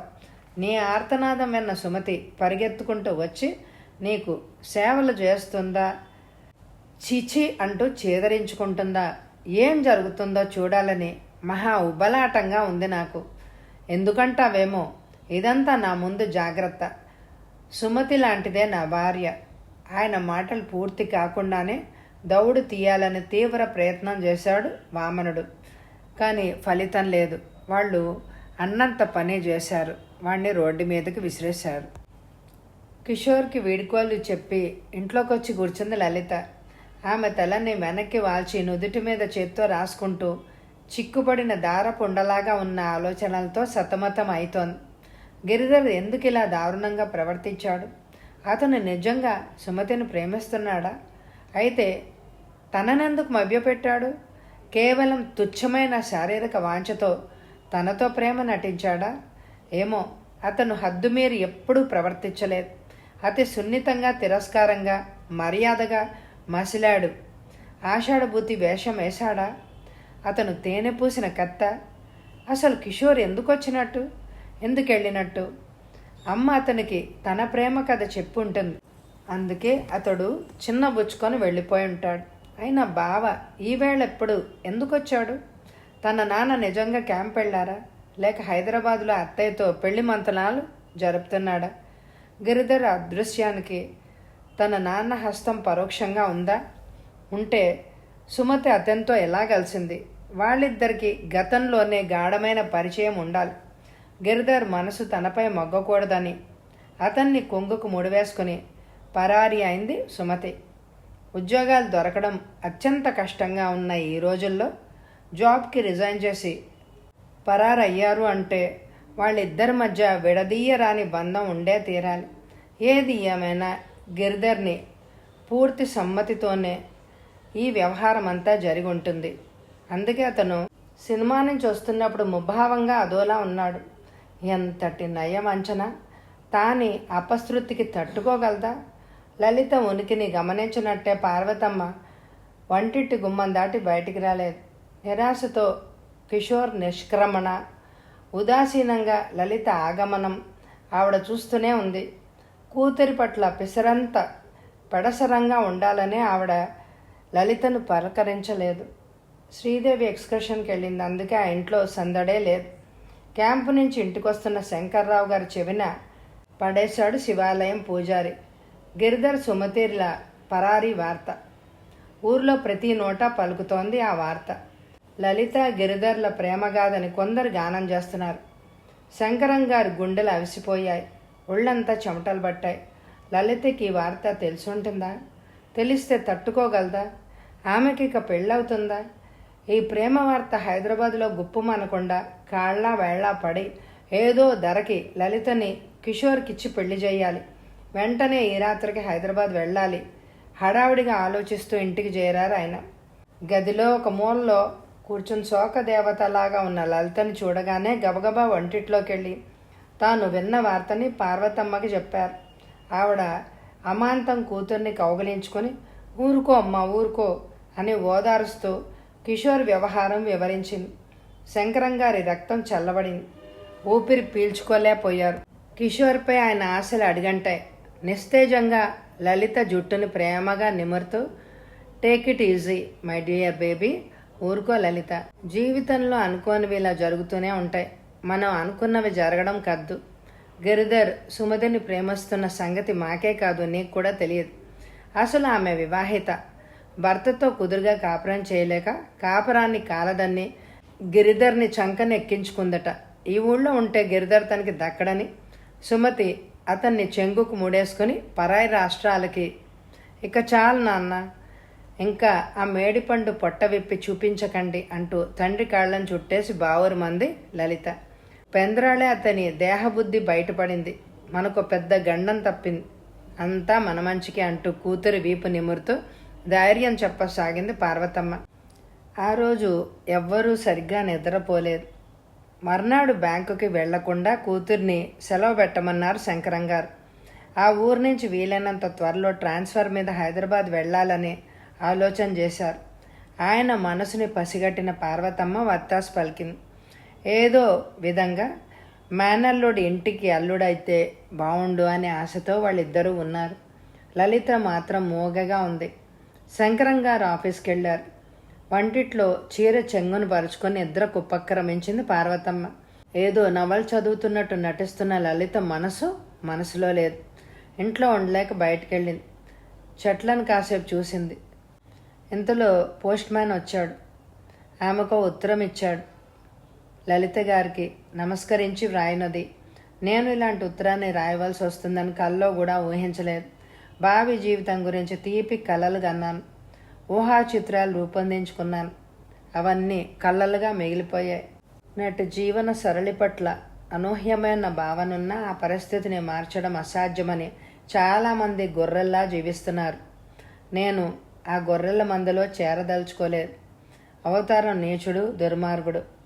కేవలం వ్యక్తిగత సౌఖ్యం కోసం, ఆనందం కోసం వాడితో చేతులు కలపక ఎదురొడ్డి నిలిచాను. ఆత్మవంచన చేసుకోలేక ఉద్యోగానికి రాజీనామా ఇచ్చాను. మనం చేసే క్రియల ఫలితమే జీవితం. ఒక విధంగా నేను అలా ప్రవర్తించడం నాకు గొప్ప ఆత్మ సంతృప్తిని ప్రసాదించిన, వేరొక విధంగా జీవించడం నాకు ఇష్టం లేదు. అత్యంత విషాదకరమైనది, చావు కంటే దుర్భరమైనది ఒంటరితనం. మటుమాయమైంది. మీ స్నేహంతో, ప్రేమతో నన్ను నేను మర్చిపోయాను. నేడు నాకది మధురమైన గుర్తు.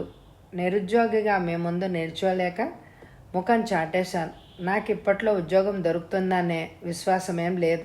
నిరుద్యోగికి ప్రేమించి పెళ్లి చేసుకునే హక్కు లేదు. కారణం నేటి జీవన విధానం ఆర్థిక పరిస్థితిపై ఆధారపడి ఉంటుంది. మీరు జీవితాన్ని ఆర్థిక పరంగా తీసుకుంటారు. మీ తల్లిదండ్రుల యోగక్షేమాల కోసం ఉద్యోగం చేస్తున్న నాలాంటి అనాథని మీరు ప్రేమించారని నేనెప్పుడు మిమ్మల్ని తప్పు పట్టడం లేదు. అవతారంగాడికి దాసోహం అనలేక, వాడి మోచేతి బ్రాందీ తాగలేక నేను ఉద్యోగానికి బై చెప్పాను. నా పద్ధతి మీకు నచ్చదు. కులాల తాలూకు మాలిన్యం మీలో లేకపోయినా ఆర్థిక వ్యత్యాసాల పట్ల వ్యామోహం మీకుంది. నీతి బాహ్యమైన పని చేసినా సరే ఈ సంఘంలో ఉన్నతంగా, ఆర్భాటంగా, అందంగా బ్రతకాలనే లాలస మీకుంది. మీకు నాకు ఇప్పుడు పొంతన కుదరదు. లెక్చరర్ అనే సోషల్ స్టేటస్ నాకు ఇప్పుడు లేదు. కులం, గోత్రం లేని అనామకుడిని. ఆశాజనకమైన మీ అందమైన ముఖంలో విషాద ఛాయలు కనపడకూడదని మీకు దూరంగా వెళ్ళిపోతున్నాను. మిమ్మల్ని మర్చిపోవడానికి సుమతిని తోడుగా తీసుకుని వెళ్తున్నాను. మీ పెద్దలు నిశ్చయించిన పెళ్లి చేసుకోండి. ఇప్పటికే ఎక్కువ రాశాను, ఇంకా ఉంటాను. సదా మీ మేలు కోరే గిరిధర్. ఉత్తరం చదివిన ఆమె ముఖం అవమానంతో నల్లబడింది, కోపంతో ఎర్రబడింది. బాధ, ఉక్రోషం, ఉద్రేకం ఆమెను ఒక్కసారిగా ఆవరించాయి. వంటిట్లోంచి ఎప్పుడొచ్చిందో తెలియదు. పార్వతమ్మ కూతురు చేతుల్లో నలుగుతున్న ఉత్తరాన్ని లాక్కుని చదివింది. అంతలోనే ఆఘమేఘాల మీద వచ్చారు శంకర్రావు గారు. వస్తూనే అరిచారు. రిక్వెస్ట్ ట్రాన్స్ఫర్ మీద నన్ను హైదరాబాదు బదిలీ చేయడానికి మా ఆఫీసర్ గారు అంగీకరించారు. లలిత ట్రాన్స్ఫర్ కోసం ట్రై చేస్తున్నాను. ఎక్కడదా ఉత్తరం? మన అమ్మాయికి డబ్బు పిచ్చి ఉందని అర్థం పర్థం లేని ఉత్తరం రాశాడు ఆ గిరిధర్. రుసరుసలాడిపోయింది పార్వతమ్మ. గతం గతః. గిరిధర్ని మర్చిపోవాలి. కిషోర్ అంగీకరిస్తే మనం హైదరాబాద్ వెళ్ళగానే లలిత ముఖ భంగిమలు చూస్తూ మాట్లాడుతున్నారు శంకరంగారు. సుఖం, దుఃఖం, ప్రేమ, ద్వేషం అనేవి ప్రత్యేకంగా ఎక్కడా లేవు. చూసే మన మనసులోనే ఉంది ఆ తేడా. చెట్ల కింద పరుచుకున్న వెన్నెల నీడ అందమైన ముగ్గులాగా తోచవచ్చు, లేదా భయంకరమైన భూతంలాగా కనపడవచ్చును. చూసే మనసుని బట్టి ఏర్పడుతుంది ఆ భావం అని అనుకుంది లలిత. ఆ తర్వాత హైదరాబాద్ వెళ్ళిపోయాక తల్లిదండ్రుల మాట విని కిషోర్నే పెళ్లి చేసుకుంది లలిత. కథ సమాప్తం. ఈ కథ మీ అందరికీ నచ్చితే తప్పకుండా లైక్ చేయండి. ఎవరైనా సబ్స్క్రైబ్ చేసుకోకపోతే తప్పకుండా సబ్స్క్రైబ్ చేసుకోండి. మరొక ఫ్యామిలీ పూర్తి నవలతో మీ ముందుంటానండి. Thank you very much my dear friends.